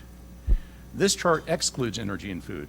And as you can see, yeah, it's come down, which is good, but it's sticky. It hasn't come down as much as headline inflation, and the reason is shelter. Shelter, home prices and rental prices, represent 42% of this core inflation reading. And you just pointed out your own real estate numbers here. Think about it nationally, and that's why you're seeing this sticky number here. Shelter has been very sticky. Today, we saw that the reading was 4.8%, so it's come down a little bit more, still sticky. And so the problem that the Fed obviously has is they need to, they're going to meet again in late July. We believe they will raise a quarter point again because they have to, because of that number. But the good news is, and this is what you're seeing right now in the stock market and to some degree in the bond markets, this is the ISM. So this reading, you see the red line in the middle, that's 50. When that ISM reading is above 50, the economy is expanding. When it's below, it's contracting. When it's contracting, that's the concern for a recession. And you can see we got really close, but see how it bounced? So now all of a sudden people are thinking the recession's pushed out. Next tick. And this is the reason why, we think, one of the primary reasons why. Unemployment's continues to be very low. So this is the U3 and U6 reading. So the U3 reading is the most common reading you see. U6 includes other categories of unemployment. So it includes people that are maybe partly employed but want to work full time. So it's a bigger measure. It captures more people that are unemployed by that measure, but also still very low. These numbers are very, very low, and that's what's driving the growth in the economy right now. So we still see a reasonably strong economy. Now, all that said, because inflation has come down and because the Fed is concerned about overdoing it, we think that interest rates are peaking right now, and that's important to investing. And I'll turn it over to Dick on that note. Thank you. Good evening, Mr. Mayor, Mayor Pro Tem, council members, Manager Daley, staff, residents, a few of you left. We want to thank you so much. I want to thank you for that opening prayer, by the way, Mayor. I love that. It really set the tone. And I also want to thank you folks for the last 13 and a half years that you've allowed us to partner with you for this account. I've been there the whole time, and so I really, really appreciate working with you guys. So Steve did a great job laying out the company. Again, be glad to answer questions. We realize you guys are pressed for time a little bit, but love your meetings, very colorful so far. We'll try to keep it maybe quiet here for the next 5 minutes. So this is a yield curve right here, and Steve alluded to interest rates. Of course, the Fed meets 2 weeks from today. Most people expect them to raise rates again another 25 basis points. They've raised rates, as we all know. They've gone from basically 0 to 5.08, which is where effective Fed funds is today. 2 weeks from today, they'll most likely do another 25. The bond market's basically saying, okay, you have one more shot. You have one more bullet left in the chamber, and then you're done. Okay, you need to go home after that. That's basically what the bond market's kind of been saying that for a couple of months. But the Fed, if you guys have been paying attention, the Fed's been making a lot of speeches here that they like to do that. And so the last couple of weeks, they've been pretty much implying they're going to raise rates at least once, more if not twice. The bond market's saying, we'll give you one, not two. And today's inflation numbers kind of support that a little bit, that they could do one and be done here. But in the meanwhile, the yield curve is really inverted. If you look at the green line there, that's the U.S. Treasury curve. The red is government agencies, which half of the city's portfolio is in government agencies. And then the blue is corporate bonds. So you can see really a deep inversion, meaning that the short-term yields are much higher than the long-term yields. In fact, a 2-10 spread, which is kind of what bond geeks like me look at, is, that's a technical term, bond geek, by the way. The 2-10's been as bad as negative 110. It hit last week. And we realized last week, we heard all the beautiful reports about the 4th of July and how awesome you guys did with that holiday. Congratulations, by the way, of having such a great event. And so last week was kind of sketchy from the financial market standpoint because so many people are on vacation. But we saw that curve invert to 110 basis points last week. 3-month, 6-month Treasury compared with the 10-year Treasury was about negative 150. And you really have to go back to the early 80s to see something that stark. Every time the Fed raises rates, the curve inverts. It's just this is a lot more pronounced this time. So it does affect the portfolio. We could bore you guys all day with that, but in the interest of time, let's move to the portfolio. Again, please interrupt us if you have questions specifically about the portfolio or anything else. So if I direct you to this page, if you look on the right, you see kind of the overall numbers. So the market, this is as of 6:30. The market value was a little over 4.6 million, the par value about 4.8. And the differential there, so interest rates, and this is probably counterintuitive, but I'm going to say it anyway. Interest rates and bond prices work inversely proportional to one another. So when yields were so low, if you guys go back a couple of years ago, yields were basically at zero. Money market yields, CDs, et cetera, were very, very low, right? So bond prices were high. Well, now with the Fed having raised rates 5%, 500 basis points over the last year and a quarter, 16 months, let's say, the opposite has happened. So the market value of the bonds is down. So the market value would be what we would get if we sold all those bonds today, which we wouldn't recommend. The par value is what you get when you hold till maturity, which is what we've done, again, for the last 13 and a half years for the city. It's what we do for most of the municipal entities for whom we manage money. We manage money for other cities, water districts, other governmental entities, as well as businesses. Of course, we're a business bank as well, and individuals. But especially for governments, the California Government Code says this, and I'm sure you all know this, but safety first, liquidity second, yield third. And that's built into your own city's investment policy. And I know that because I helped write it back, again, 13 plus years ago. That's what we have here is a super safe portfolio. If you look on the left side, you see the breakdown of what's in the portfolio. And the blue, there is government agencies, things like, in fact, there's a memo, I think, on page 58 of your report. And Manager Daley and Mr. Shea back there in the back did an excellent job laying out what a government agency is. When I read that, I'm just like, wow. You guys get it. I really appreciate that. And so that's what we have with half the portfolio. And it's basically like a treasury. It's things like Federal Home Loan Bank, Federal Farm Credit, Fannie Mae, Freddie Mac, TVA. It's there on page 58, I think, of your agenda. And then the rest of the portfolio is a mix of money markets, and we thank you for the additions you guys recently made. It's in the money market, which is earning about 5% right now. And then a little bit in CDs. We just bought 4 CDs, again, in that little over 5% range. And then 1 leftover corporate bond. It's Apple. Same credit rating as the U.S. government, basically. So you have the highest credit rating for this overall portfolio. It's the highest credit rating. It's the same credit rating as the U.S. Treasury. AA plus S&P, AAA Moody's. And so that's what we have. Duration is about a year and 2/3. That's not counting the money market piece. You add that back in, it would be closer to 1 year. But just the bonds themselves, it's about 1 2/3 years, which is pretty short for a portfolio like this. Normally, it would be probably 2 to 2.5 years. So I think being a little short is probably good. Again, safety first, 1 and 1A, liquidity second, yield third. So it's probably better to have a little extra liquidity nowadays. The yield to maturity is over 5%, which is really good in this environment. I'll keep going here again if you guys stop me if we go too fast. I've already kind of covered these next 2 pages. I mentioned before the safety part, the California Government Code, safety, liquidity, yield. We've managed the portfolio 13.5 years. Diversification is key. You know, the one recommendation we would make here is, if you guys are interested, I know we've talked about this with your finance committee going back, I think it's been 3 or 4 years since we've been here. And Terry, correct me if I'm wrong, because I think you've been at all the meetings, but we would recommend that you folks update this investment policy that you have, because I don't believe there's been any changes since the initial policy was adopted back in 2020. I could be mistaken there. But certainly the California Debt and Investment Advisory Commission has a yearly report they have where they codify changes in California Government Code. And so at the very least, perhaps add a few categories that have been added, that the state has added, the legislature has added subsequent to 2010. So that would be the main recommendation. We have on the next page or the last page a breakdown of all the individual bonds that you probably don't want to go over, but I just wanted to put that in there so you have it. I like it because it lists it in the middle column by maturity. And with that, I've probably gone too fast, but in the interest of time, I will turn it back over to Mr. Steve Spare, and if you have any questions, we'd be glad to address them. Thank you. Any questions so far? I have a couple. One, I like the fact, I like your presentation about your bank. After Silicon Valley, there's a flutter throughout anybody that had over $250,000 in the bank. So I'm glad you came forward. It sounds like your bank is extremely well funded, which makes me very happy. Thank you. I like the length of our maturities, 1.5 years. That's pretty sweet for us. Oh, he's moving me back. So that's a good thing. So we say that, I like the way you modeled it. The question on the CDs and the money markets, what's the level of insurance on them? They're not really bonds, but how do you consider the safety on those 2 items?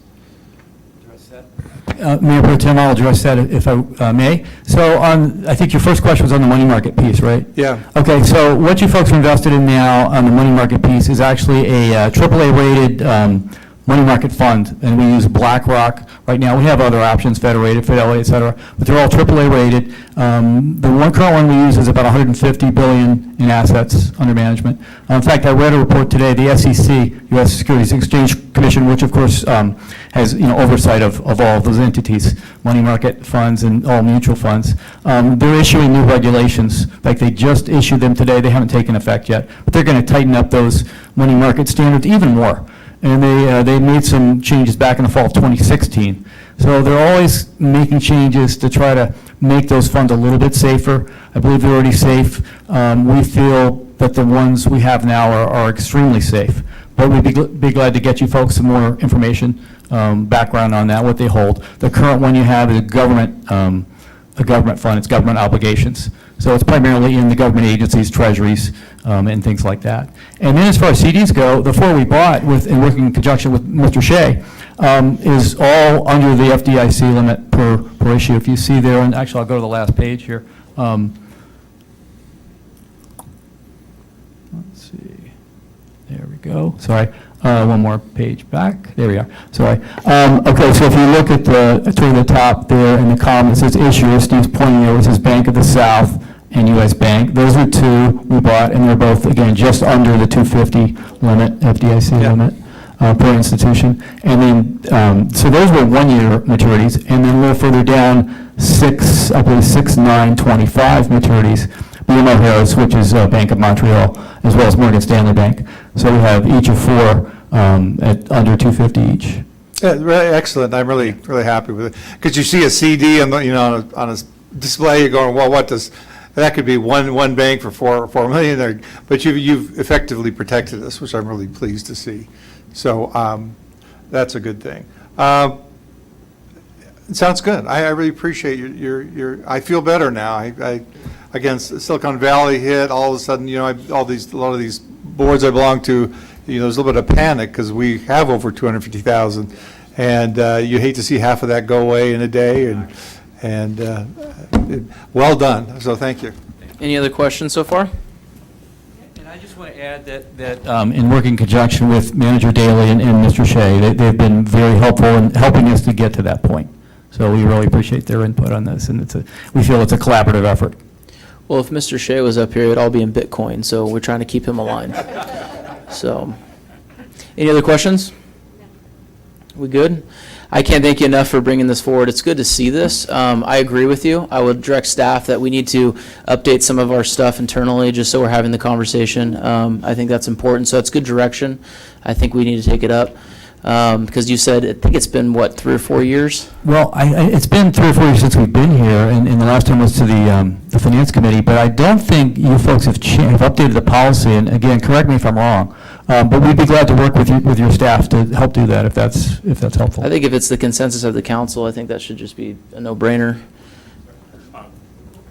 Your Honorable Mayor, City Council, I met with Kayla today, and right after the budget in July, we're going to bring all our financial policies and look at them every year going forward. Perfect. Perfect. I'm going to make Kayla do most of the work, though. Yeah, that's good. I got that for the record. Any other questions? This is just a receive and file, so any public comments on this? Mayor, we have none. Perfect. Thank you. Appreciate it. Thank you all. Appreciate the time. All right, we are moving on to business item number 6. This is an exciting one. This is the adoption of a 5-year capital improvement program, our CPI, for fiscal year end of 2024 through 2028. All right, this is going to be presented by the one and only, our city manager, Nicole Daly. Take it away. Thank you, Mr. Mayor. As a gentleman walk out, I just want to thank them again for being here today. That was very helpful. And this item really aligns with one of the council's policies to ensure financial sustainability. And we've kind of had this theme over the last several months where we've talked about how do we plan for the future? How do we have the planning documents to ensure that we are financially stable, we can sustain our services. And in the past, it seems that we actually have not had, hopefully this will work. I tried a new clicker. Oh, there it goes. We have not actually had a capital improvement program here in the city of Canyon Lake. And this is something that almost all cities, counties, water districts, school districts have to really identify capital projects for their entity. So before you tonight is an item to approve and adopt a 5-year capital improvement program for fiscal years ending 2024 and through 2028. Sorry. I'm distracted by my clicker. Okay. As I mentioned, based on looking back historically, it appears we've never had a CIP. This is a multi-year planning document that we use to identify and evaluate different capital projects. So a CIP really says, what assets does the city have or need, and how do we maintain them, and how do we improve them, how do we expand them? And this includes roadways, facilities, any kind of capital project that we may think we want to either improve or maintain in the future. So what you'll see is that when we do this, we have to look at our funding sources. Cities have restricted funding sources, which we kind of talked about during the budget, things like Measure A, gas tax, AQMD funds, grant funding. ARPA is another example. And what I mean by that is there's restrictions on how that can be spent and what it can be spent on, and processes associated as well as reporting. So a CIP is really a great way to take those funding sources and associate them with particular projects. One thing that I want to point out, though, is the CIP is not necessarily an allocation of those funds, like they're locked in for certain projects. A CIP is very fluid, it can be adjusted, and it is adopted every year. So even though this is for 5 years, you'll see as we move forward, this is kind of a starting point for us to identify kind of what's on the horizon, make sure that the council gives us their priorities so that at a staff level, we can move forward on those projects. Also, by setting out that horizon and kind of looking to the future at some of the things we want to do in the city and how much it might cost, coming up with estimates, we can go after grants or other funding sources. It's very helpful when you go apply for grants to say, the city has adopted this in its CIP project as a priority. We know how much it's going to cost. We know what the parameters are. So we see that as another added benefit of having a CIP. And last, the community, the council, and the staff, we all know where we're headed, right? We now will have a document that can be posted online where the community can see where is the city putting those other funding sources? What capital projects are we looking to complete in the next few years? And again, each year we look at it again as part of the operating budget. So it is a living document. This is a starting point for us.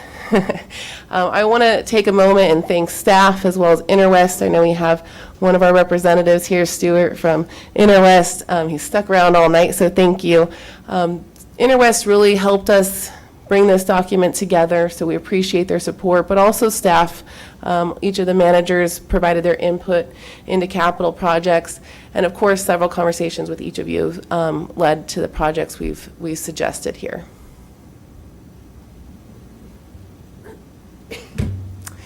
Some highlights that I want to point out in terms of a capital improvement program are, again, the restricted funding sources. In this version, we've identified each of these funding sources. This is not all-inclusive. Like I said, there can also be AQMD. These are just the ones we've included for this year. Again, as we move forward and these can change, we will start to plug in funding from other places as well. You'll notice on there again, you'll see grants. Also, something new is capital funding. We've always had capital funding, but I want to remind you all that last month we reallocated some ARPA funding to provide payment for law enforcement services.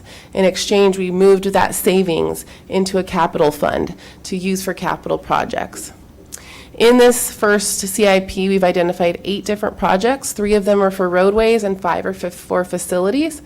The estimated cost of these projects over the next 5 years is $6.4 million. Of that, $200,000 is currently unfunded. And what I mean by unfunded, and this unfunded number can grow, and believe me, some cities have a significant amount of unfunded projects. But the reason for that is, again, their wish list of what they want to do in the future, because again, they're going to go after other funding sources, grants, other ways of paying for them down the line. So that number will grow over time. And as I mentioned, this is evolving, it's fluid, it's really a baseline for us as we move forward.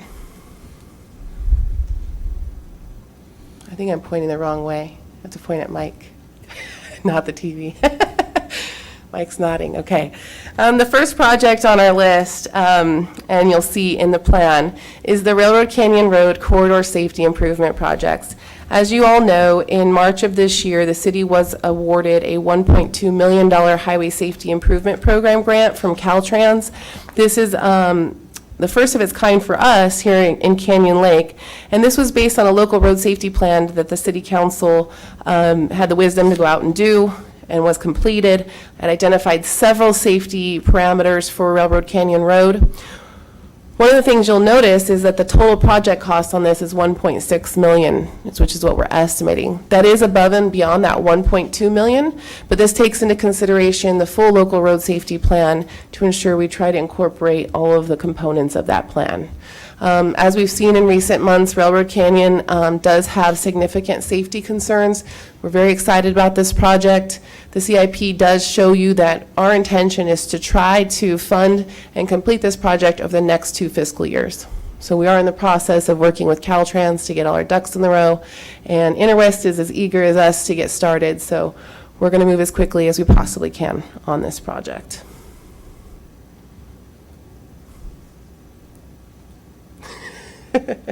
Still not working. Okay. I did go, darn it. Can you push back, Mike? Okay, Railroad Canyon Road paving project. This project is a maintenance project. This goes back to, again, the city has certain assets. We have a responsibility to maintain those assets. And if you're planning appropriately, you're looking toward the future and saying, how am I going to pay for that larger expense maintenance? We're fortunate in Canyon Lake that we have 2 miles of roadway, approximately, to maintain. So for Railroad Canyon Road, we last did a slurry seal on the road in 2018. We last did what they call a grind and overlay, or a repair of the full roadway, in 2012 when the road was widened. So in 2012, when the road was widened, we did a complete grind and overlay on the roadway. At that time, they used rubberized asphalt. In 2018, we did a slurry seal project, which is really like painting the surface of the road. And so a grind and overlay, a reconstruction of the road, usually lasts 10 to 15 years. So we're approaching the time when we have to start considering another grind and overlay of Railroad Canyon. Grind and overlay is much more expensive. One of the things we are suggesting that we at least consider is rubberized asphalt. Rubberized asphalt actually reduces sound by up to 50%. So as you all know, Railroad Canyon Road has a lot of traffic. It goes right through the city. We've had some complaints from the Canyon Lake Estates area. I'm probably maybe saying that wrong, but the Estates area, where the sound just kind of travels up the hillside. I would assume a lot of the folks that live up against the roadway do hear a lot of roadways noise. Rubberized asphalt, like I said, was used in 2012, but because we've slurry sealed since without rubberized asphalt, the benefits of that have gone away. The cost is higher, but there is a CalRecycle grant available, and they will be releasing the notice of funding this summer. So we will start seeking that grant, and we can receive up to $250,000, which will help cover some of the rubberized asphalt costs. But again, we're looking at this project right now in about 3 years. Okay. And that can move again, because maybe we go out and do a pavement management study on the roadway, identify when they believe it's necessary, and we can always adjust that. But this is an estimate based on the timing of our last slurry seal and the current condition of the roadway.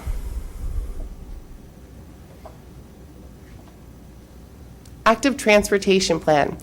Tonight we've heard a lot about bicycles. We've had a very unfortunate death on Railroad Canyon related to a bicycle rider.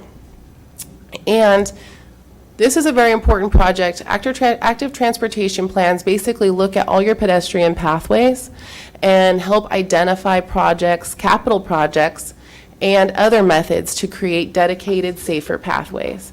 And as the mayor mentioned tonight, as people start to use alternative modes of transportation like bicycles, it's critical that we find ways to create these dedicated, safe pathways. Particularly when we look to our neighbors to the east and the west. They're all working on different trails. For example, the Salt Creek Trail in Menifee will extend all the way to Hemet. But there's a black hole through Canyon Lake, and then it could continue on to Lake Elsinore and eventually to what they're going to call the Marietta Creek Trail, which then goes all the way down to Temecula. So these types of connections create a lot of value for our region, but more importantly, the residents who maybe enjoy it for recreation, but also even commuting. Some people will start to ride their e-bikes to work or school. And so an active transportation plan looks at all of those things. Unique to Canyon Lake, and one of the things found in our local road safety plan was a neighborhood electric vehicle transportation plan. We all know we have golf carts. This can also apply to e-bikes. But we could look at incorporating that into this ATP, and by doing that, maybe find some innovative and unique opportunities for golf cart crossings into the town center, for example, and potentially maybe work in partnership with the POA and see if there's a way to create safer pathways into and through the community. We've projected the cost at about $70,000, and looking at this in the next fiscal year. There are several grants out there for active transportation plans as well. The benefit of those are once you do the grant for the plan, sometimes there's money for some projects later. You kind of get into the cycle, right? So this would identify future capital projects that would then be included in the CIP, and we could then find funding for as well.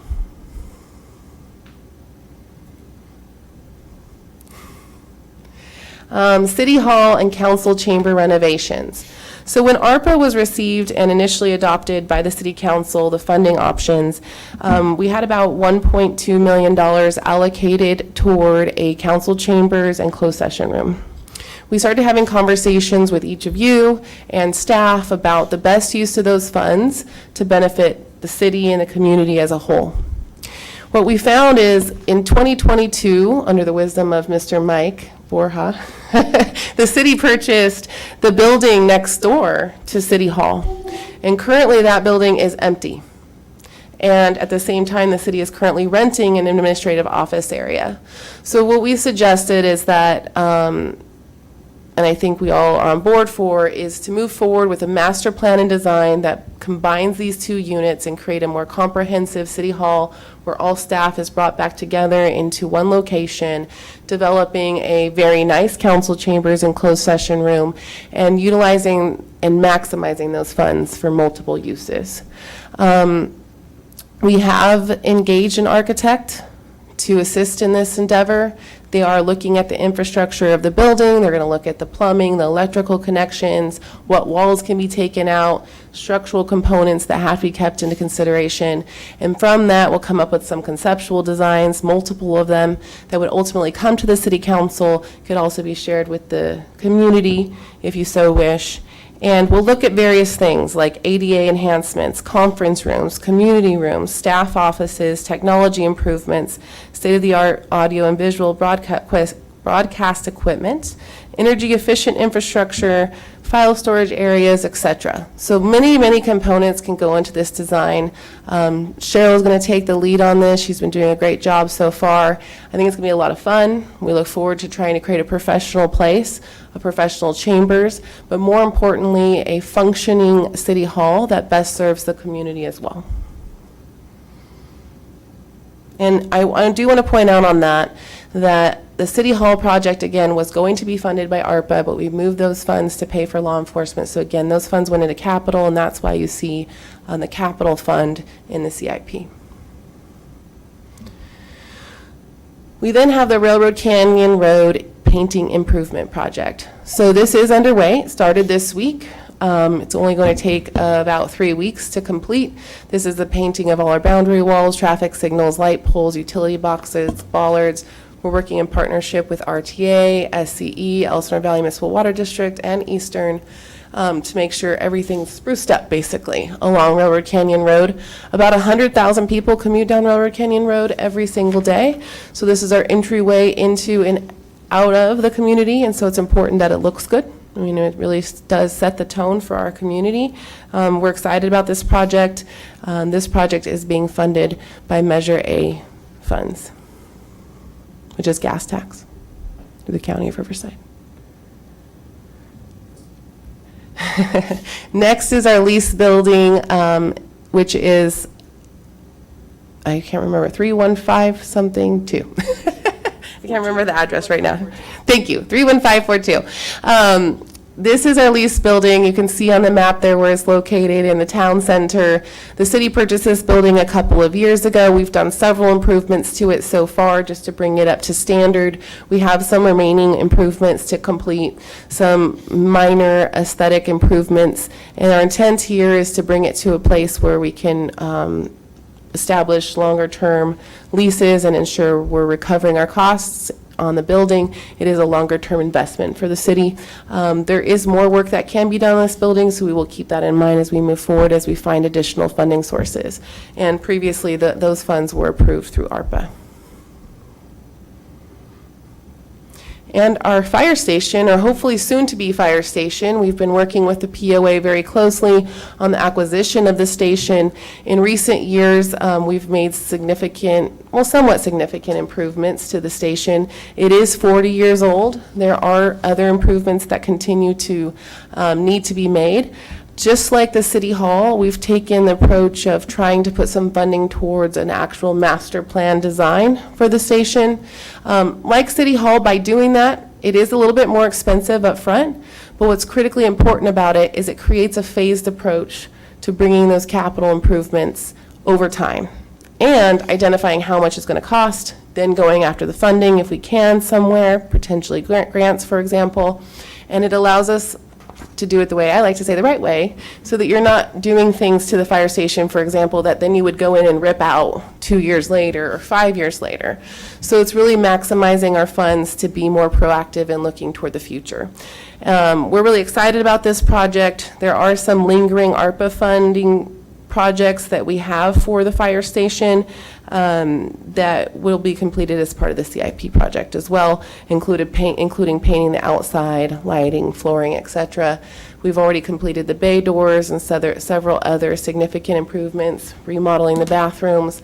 So this will continue in that effort to bring some minor improvements throughout the building. Some time ago, the city did look at electrical vehicle charging stations in the town center. In conversations with the Merchants Association, they seemed amenable to this and thought this could be a benefit to the community. Where those will be placed has been undetermined. This is the unfunded project within the CIP at this point. There are many grants out there and programs associated with EV charging stations. We all know the state mandates that are coming down over the next decade or so, and so we feel that at some point it is important for us to explore what our opportunities would be in partnership with the Merchants Association. And this would bring a benefit to the community, but more importantly, it could attract visitors to the town center. So it is a way to create some economic development support for our small businesses. As people are driving through, they need to charge their vehicles, they stop in and have some food, not drinks, and then they get in their car and they go on for the day. So there's lots of work to still do here, but again, putting it out on the horizon, make sure for us as staff, we know this is a priority for the city council as well as the community. This is really tiny, and it's not intended so that everybody has to try to squint and see it. But again, the point is it's showing us that long-term financial outlook on what our projected revenues and expenditures are on these restricted funding sources. And those numbers, again, will change over time. This information is in the agenda packet and will be published with the full CIP program. I just wanted to highlight again those projects that we're planning to start this year. Several of these are multi-year projects or phased projects, but these are the 5 that are our priority as we head into this fiscal year. And so again, tonight's ask of all of you is to approve and adopt the proposed CIP program. We of course welcome though your comments or any potential changes you may have. And I just ask that if you have anything you'd like us to look at adding to in the future, we're more than welcome to entertain those as well. Any questions so far? Absolutely, go ahead.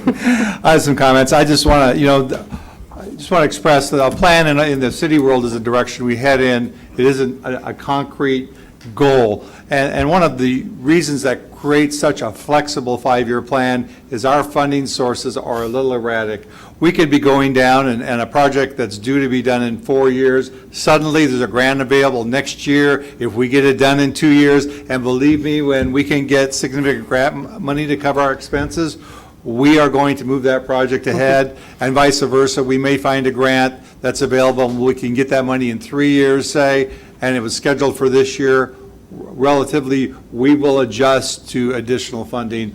It's most homes or business don't suddenly get grant money as a significant part of their capital improvement. Cities like us, we tend to try to take advantage of all those we can. Part of my SCAG meeting was the announcement that SCAG, Southern California Association of Governments, basically got $80 million in refunds. Not that you don't need to know what it's about, but suddenly there's $80 million in grant funds available, and we got a little bit last time, but we didn't. It doesn't look like we're getting any of this. And part of that is there's well-deserving other people to use the $80 million, and part of it is we didn't have a 5-year CIP to get in line and get a grasp on these. I sat through the grant process on the dredge project for Canyon Lake years ago, and I will tell you, if you don't walk into a grant prepared, your chances of getting that grant are significantly lower. So this 5-year CIP is absolutely an incredible thing, and it puts us in a position to be ready to take advantage, or much better able to take advantage of these grants coming down in the future. And just got to say thank you to the staff for stepping up with this, and totally a game changer in my mind. So, and I will be thinking about things to add next year, and maybe a little bit before then. Go on the mic. The other comment is on the e-bikes. The e-bikes are a game changer. Suddenly, the range of somebody commuting to work goes from, like, for me pedaling 3 miles to 35 miles because I have an e-bike. So that gives a lot of opportunities for people to commute. That creates a change in the way we do buses, because now we wanted to be, a person would only walk a half mile to do a bus, but maybe they'll ride 5 miles to pick up a train or a bus. So we see the dynamics changing rapidly. We're a new area, really new compared to London. We are extremely new, but something like London, where it's well planned, could be in our future to make definitely those easement changes we need so we can make these type of things work in our community. That's all. Any other comments?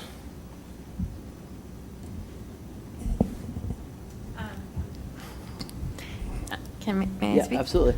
I agree. I think staff did a phenomenal job identifying prospective areas of improvement. I think 5 years will go by so fast, and we'll see the fruits of this very quickly, just like we are with the project that's underway. So I'm grateful. Thank you, Mike, for all the hard work I know you did on this, and I think this is a good step in the right direction. Perfect. Mike, since you're in control of the computer, since Nicole's remote does not work, would you mind popping back to the City of Canyon Lake Fire Station improvement? Map, perfect. You can't zoom in on the photo, can you? You have a Mac. You can do anything. You're not a Mac person. Well, if you take your fingers and you zoom in on the picture, it will work most of the time, but I won't test the waters. Really? Okay. Right now, where do we park our boat, Ruby, for code enforcement? In the fire station. Okay. The back building that you see outside the red line. So I got a question for our code enforcement. Would there be any value in working with EVMWD and putting a dock across the street from the fire station? Yeah. You know, I'm noticing when the boat does get a chance to get launched, it's being transported around and whatnot, but give it a little update to the council on, if that's something that would benefit code enforcement and chief, maybe fire down the road too or whatnot, to have that kind of access. So that really depends. As far as code enforcement, we really only use the boat once a year, which Okay. is 4th of July. The fire department, I don't think have used the boat. If this is something that's going to be done in the future, then I would say it would be a good idea. It was also used for tours, which we haven't really had in Right. the last couple of months. So it really depends how much use we're going to put into this boat. Chief, you have any thoughts on the matter? If you have any plans or need, to have direct access like that right off your front door to get to a house or whatever it might be. So we've had discussion internally on how we would handle certain type of rescues, certain type of fires. Currently, we have no capability because we don't have a boat that works. The code enforcement boat that was back there, it's been determined that it's not repairable. That's one of the reasons why we're not going forward with the dock, I believe, is do we want it just for that one boat that's used very infrequently? It's a significant investment for such a small use. If the city had a boat that could be used by all departments, could be used by code enforcement for patrolling, by the building department for any kind of inspections that they may need to do along the water, we would advocate that it be equipped with some basic firefighting and rescue capabilities. If something like that was available, having it at a dock would be preferred versus having it in storage and wasting time trying to pull it out and launch it. Absolutely. We're also, we just got some quotes, we haven't met with the city manager yet, but we're working towards training all of our personnel in the next year to what is called still water rescue capability by the State Fire Marshal. And so it's a 40-hour class. We're going to put all of our personnel through it. There's a cost involved in that and overtime and everything like that. But that's the direction we want to go. It's a big part of our community, and we need to be prepared for that risk. Okay. Chief, so to date, since you've created since the fire department has started, have there been a need, has there been an incident that has occurred on the lake that would require immediate attention on behalf of your department, whereas there would be absolutely no other way to get out there? Let's say two boats collide. They're now sitting in the middle of the lake. We have injuries. I mean, what do we do at that point currently? So to date, since we've been in existence, an incident has not happened that we've had a need. While I was here on the interim and building the fire department, there was an incident in the North Lake where a car overturned into the water, and CAL FIRE had to utilize POA Marine Patrol boats to ferry people up to the incident and take the patients out from there. Could it happen? By all means, it could happen. You know, there's other opportunities that exist. Could there be some kind of partnership with the POA? Their boats are staffed, for the most part, 7 days a week during Absolutely. daylight hours. Are there opportunities that we could explore there? I think there are. We haven't had those conversations. They already have docks, they have boats. Is there potential? I was looking through the fire news fairly recently, and up in Northern California, in a dock very similar to ours near the lodge, one boat caught on fire. They had no fireboat, and essentially what they were doing was taking portable pumps, putting them on civilian boats, and standing up and fighting fire with hoses on these docks because they couldn't gain access to where the fire was. You know, I hope we never get in a situation like that. I hope we can work through, plan better, and prepare, and be ready should that incident happen. I've had a conversation with the general manager in regards to, I know previously, our former city manager budgeted through ARPA funding to put a dock in place, and I know that was the location there. And the general manager indicated, and I agree with him, it's a very popular beach. It's always full of people, so it'd be tough sell there just because of how popular that area is. But he did recommend farther down. On the other side. On the other side, he Correct. said that, you know, he's like, that would make sense. That would be a good partnership. So if it's okay with this council, I mean, I think that the POA sees it too, because, you know, he's not objective to that, and I don't think the board would be either. But I think there is a need for it. I just don't want to get the call, you know, where we don't have a plan of action, because, you know, I think, you know, Mr. Terry, you bring up a good point, that there, as we get more rambunctious in this community, incidents I think occur, and whether it's going to be respiratory in the middle of the lake, whatever it could be. I mean, if you think there's a value there, then, you know, I think we should make proper steps to make, you know, try to move forward towards that. I think there is always a potential for that kind of an incident to happen. We need to come up with a plan, either a partnership with the POA to utilize or commandeer their boats, to put portable pumps on there. I think what most of the community would agree with, and the POA has been great in setting up their emergency marking system. And so at all the beaches, at all the parks, there are these big letters that are there. The dispatch center has those letters. And what would happen, it seems, most of the time when we get a patient is someone is out on the lake, something happens, they bring them to one of these areas, and we respond from the shore. But planning is always a good part of it, and I think there are opportunities out there. Do you think response times can be reduced by using water travel for medical needs versus driving around the lake? If it's on the other side of the lake, I don't think so. We're going to have to get into our vehicle, get out, unless we have a complete set of gear on there. We're going to have to load everything up, go to the house, find the house, get out on the dock, go through the back. Some of the access points to the homes from the back are challenging, to say Right. the least. So I don't know if I would recommend using that as a primary response means. Okay. All right. Food for thought. Okay, thank you. Thank you. Any other comments? Ideas? So what we're looking at here are basically projects that we have indicated that we would be in favor of moving forward with. We are not limited to what we're looking at here today. I would like to take the time to thank our entire staff for putting this together. I think this was the intent all along, was to not only give this council, but our residents, the opportunity to look at the areas that we tend to improve over the next 5 years. I think it's very helpful. I also think it's very transparent when we are actually indicating where that funding is coming from. And I'm very appreciative of all the work that went into this. I agree. Any other comments? I'm going to agree that I appreciate the work that went into this, and it's exciting to have much more of a plan.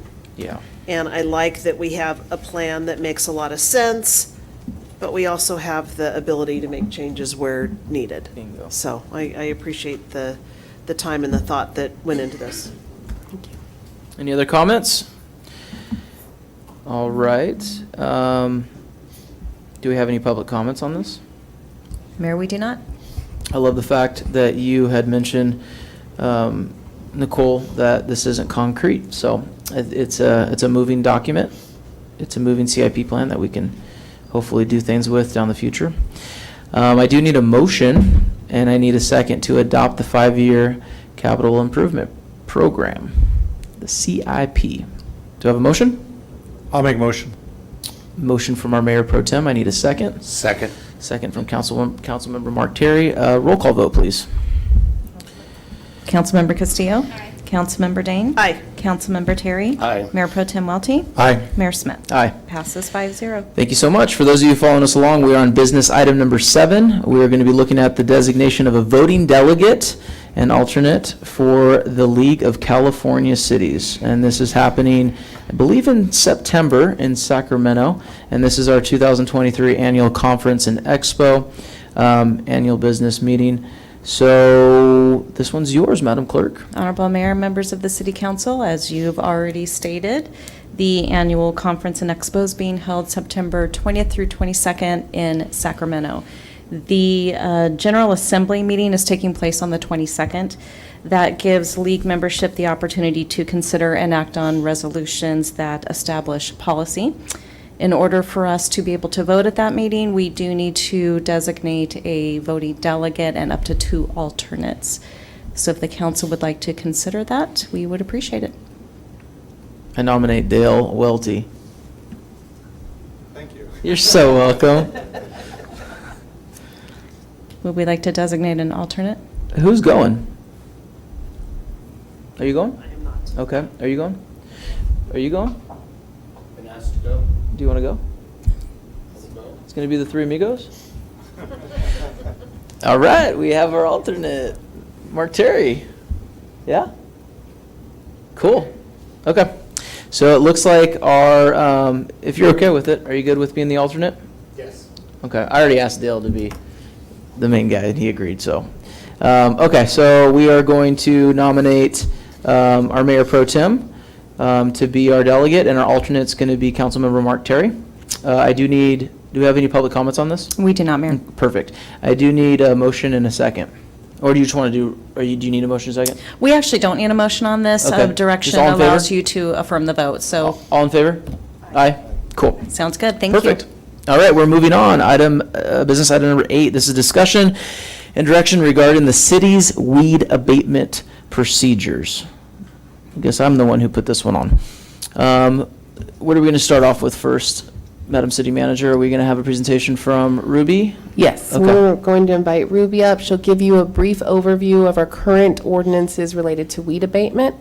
I want to make one quick clarification. So currently, the city has an ordinance related to nuisances. There's 2 different pieces that go into weed abatement. There are those related to a single-family dwelling or a developed property, and that tends to fall under a nuisance. Weed abatement tends to be grasses on vacant lots and making sure you have adequate fire barriers on the property depending on the size of the lot. So I just wanted to make that clarification, and Ruby's going to go ahead and tell you a little bit about what we currently have in place. There's been some concerns. Obviously, we had a lot of rain this year. We're seeing a lot more weeds. This is common in a lot of communities when we have rainy years. And so it's very important questions that we start to receive about how we handle those. Right. Perfect. The floor is yours. Nicole basically told my entire PowerPoint. It's okay. But yes, I will be providing a brief overview of our current city ordinance, what we have in place, and this PowerPoint is very, very short. Good. But hopefully, it will provide a general idea of what we do as far as weed abatement. So on June 1st, 1994, the city adopted Canyon Lake Municipal Code 11.20.010, nuisance defined. Under Section D, it states, overgrown, dead, dry, decayed, deceased, or hazardous trees, weeds, and other vegetation likely to harbor vectors or cause a fire hazard to adjacent or nearby improved property or to the public. This code basically allows the city, So this code basically allows code enforcement to enforce weed abatement throughout the community. This includes residential properties, foreclosed properties, vacant lots, and POA-owned properties.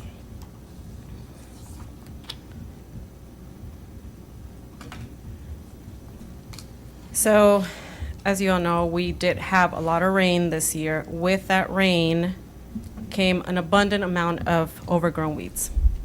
So besides overgrown weeds looking unsightly, they create a fire hazard, which in turn creates a risk for structures and, more importantly, lives. Two, we have rodents, and rodents love to live in very overgrown brushery vegetation. And so now not only do you have fire hazards, but now you're dealing with rodents, every kind of rodent you can imagine.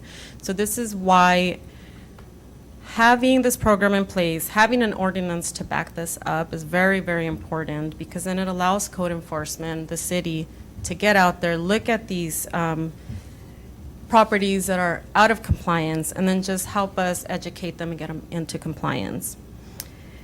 And so going into our enforcement process, we enforce throughout the year, both proactively and reactively. This means that we'll take calls, emails, we get out there, especially right now with how it's getting really hot, and this kind of becomes our priority. And so we drive out there, whatever we come across, we get off, we take photos, open up a case, we follow that up with the notice of violation. Property owners have 30 days to comply. Now, we are willing to work with them if they need additional time. However, if we get no communication, no compliance, no attempt to contact code enforcement, then we move on and we follow that with a citation. Was it related to a fine? Yes. How much? The first one starts at 100, and then the second one will be 200, and then the third one 500. And then it's 500 for every day that the violation occurs or exists. And that was created back in 93? 94. Wow. Mm-hmm. And I don't believe that it's been amended or changes, so. Since 94? Mhm. Almost 20 years ago? Yeah. And the chief will talk Almost about 30 years the ago. ordinance. Almost 30 years ago. Wow. Okay. So that's our process. However, just to add really quickly, POA also has a process that they do. They do enforce throughout the year, but annually they focus on vacant lots. They send out a notice in March, and then they have between March and June to get these vacant lots into compliance. If they don't come into compliance, they will go out there and they hire contractors to abate these properties. They only focus on vacant lots. This is where code enforcement kind of steps back a little bit so that Right. they don't have the city and POA on top of them. Once that's over with POA, we then come in and we start driving areas to see if they're in compliance, who isn't in compliance, and then we kind of just take on our enforcement from there. So in your experience in the field, the POA is 95% dealing with vacant lots, not actual people's backyards. From what I got, information from them, they do handle it throughout the year. I just don't know how aggressive, I guess, they go with it. I don't know where their fines go after that. I just know that we have a little bit more teeth to get people into compliance. From my experience, I would say 99% of the residents comply with just a notice of violation. So. Absolutely, go ahead. My impression of the POA is they have basically a debris thing, where even if there's a little bit of debris, they'll send somebody a letter. So I think they do with a lot of the percentage-wise of the violations, but I think they do it very early in the process. So if there's weeds in someone's front yard and they're unsightly, they'll give them a 30-day letter. And so I think they deal with a lot of the problems. I think the city's issue is the big problems, when the weeds are actually not a little unsightly, but they're unhealthy. Right. And that's where the city steps in and says, this is now health, this is now safety, this is no longer the way it looks. So, but yeah, the POI, I think, is active every day in the cosmetic side, but I think we're talking about health hazard and fire. From a safety standpoint, I know that the POA allows until June is the month, right? Right around June. So they cite throughout the year, but they allow till June before something's done For vacant lots. for vacant lots. So that question would be to the chief. From a fire safety standpoint, chief, do you feel about vacant lots growing weeds next to residential properties up to 3, 4, 5 feet, whatever it might be, in the month of April and May and March and all the others? So good evening again. I had an opportunity to research some of our surrounding cities that did have their own local fire departments on how they do it. And 2 of the 3 cities I looked at, Murrieta and Corona, essentially have taken what we have in the ordinance that Ruby identified and made 2 separate ordinances. Okay. The first one is a weed or a weed abatement ordinance, and that's freestanding by itself, just dealing with that. Hemet has kept everything together.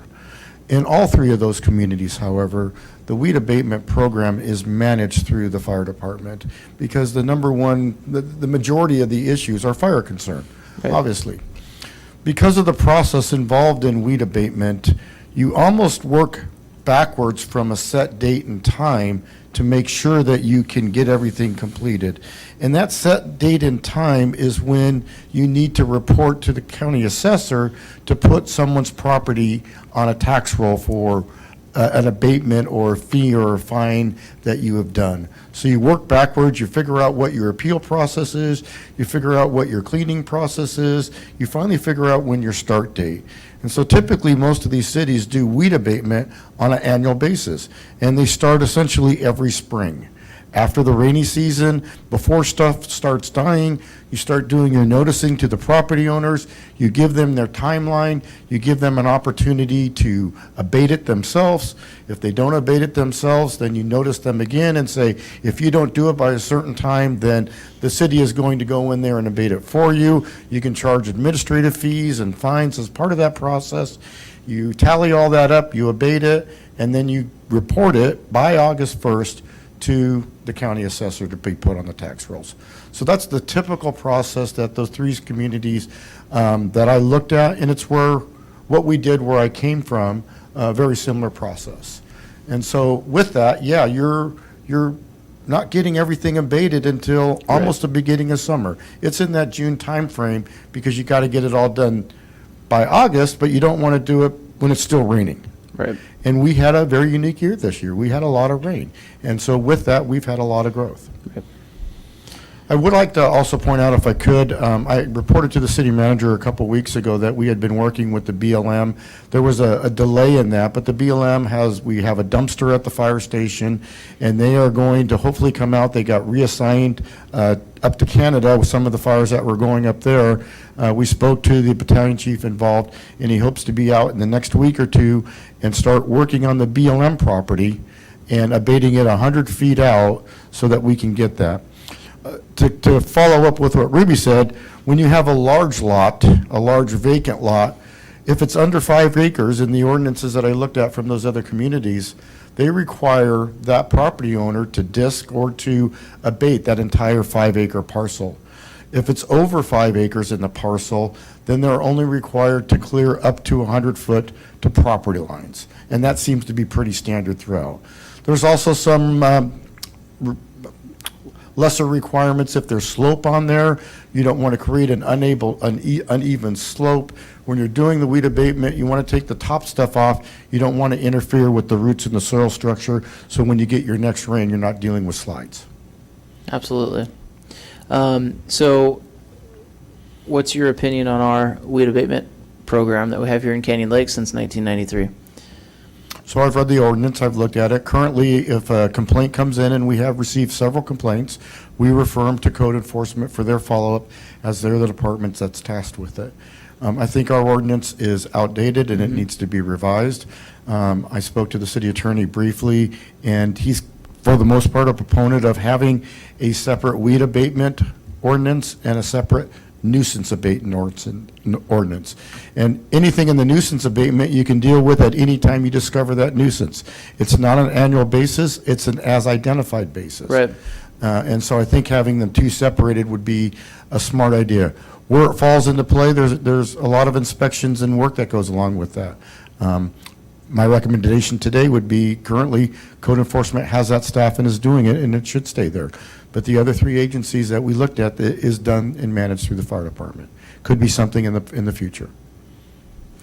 So, the reason why I brought this forward is because, and I shared this with the city manager, I've had a couple complaints, and I've had photos of people taking pictures of backyards that have weeds up to 6 feet.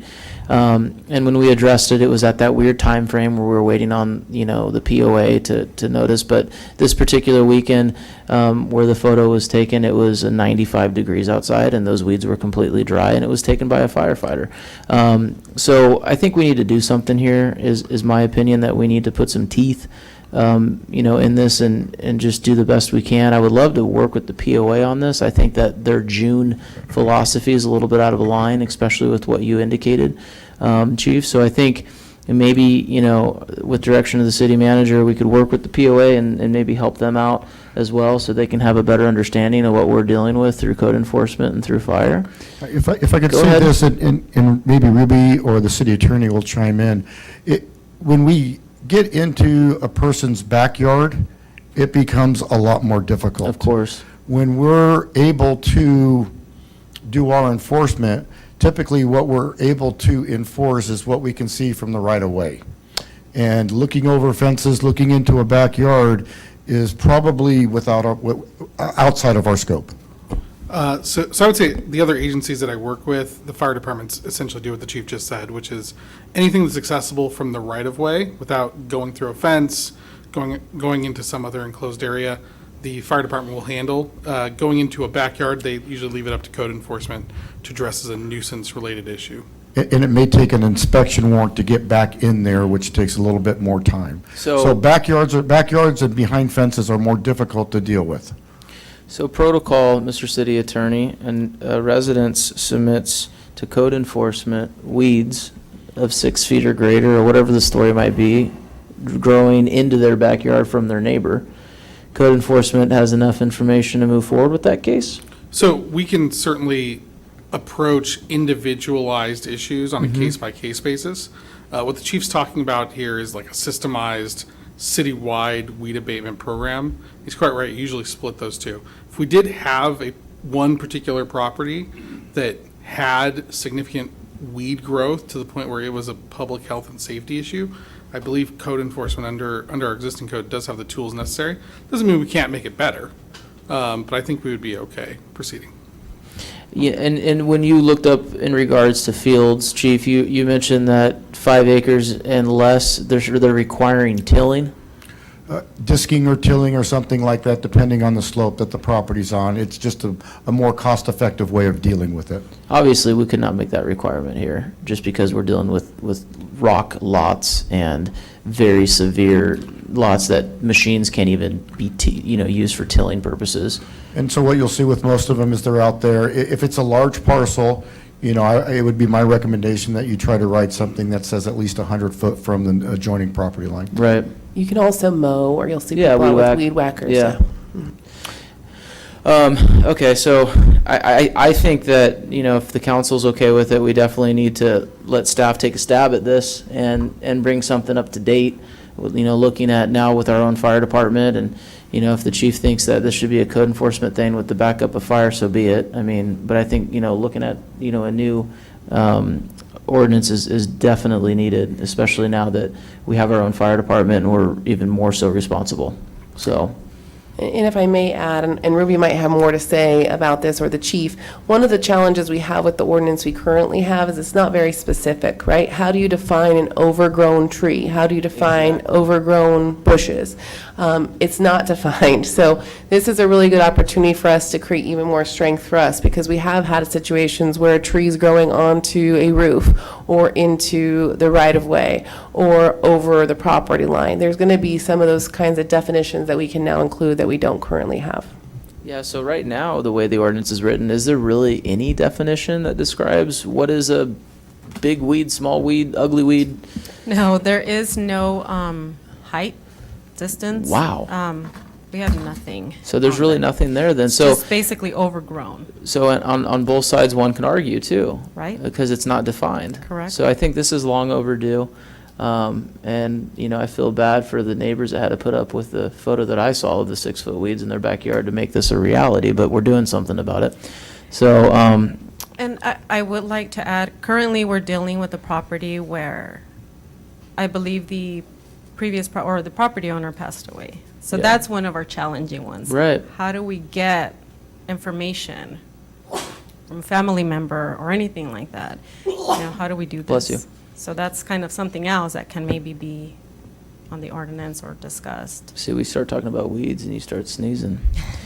I think that's good too. And you know, I know in some communities, especially when you're dealing with the senior community or the handicap community, you'll have volunteers go out and they will weed whack the backyard or the front yard to maintain some of these weed abatement issues too. I know in Canyon Lake we don't necessarily so much have that, but this is the type of community that would step up. I know I would in a heartbeat if I knew someone needed to weed whack the backyard. I'd be more than happy to do something along those lines. So There's maybe, also resources that we will provide to people maybe with fixed incomes or seniors, elderlies.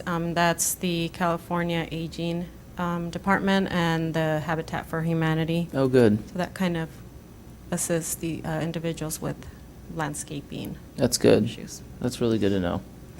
Go ahead.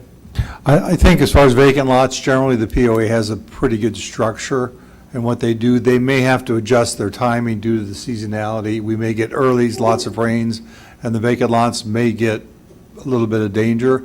But in a normal, typical, moderate rain, their cycle is pretty good.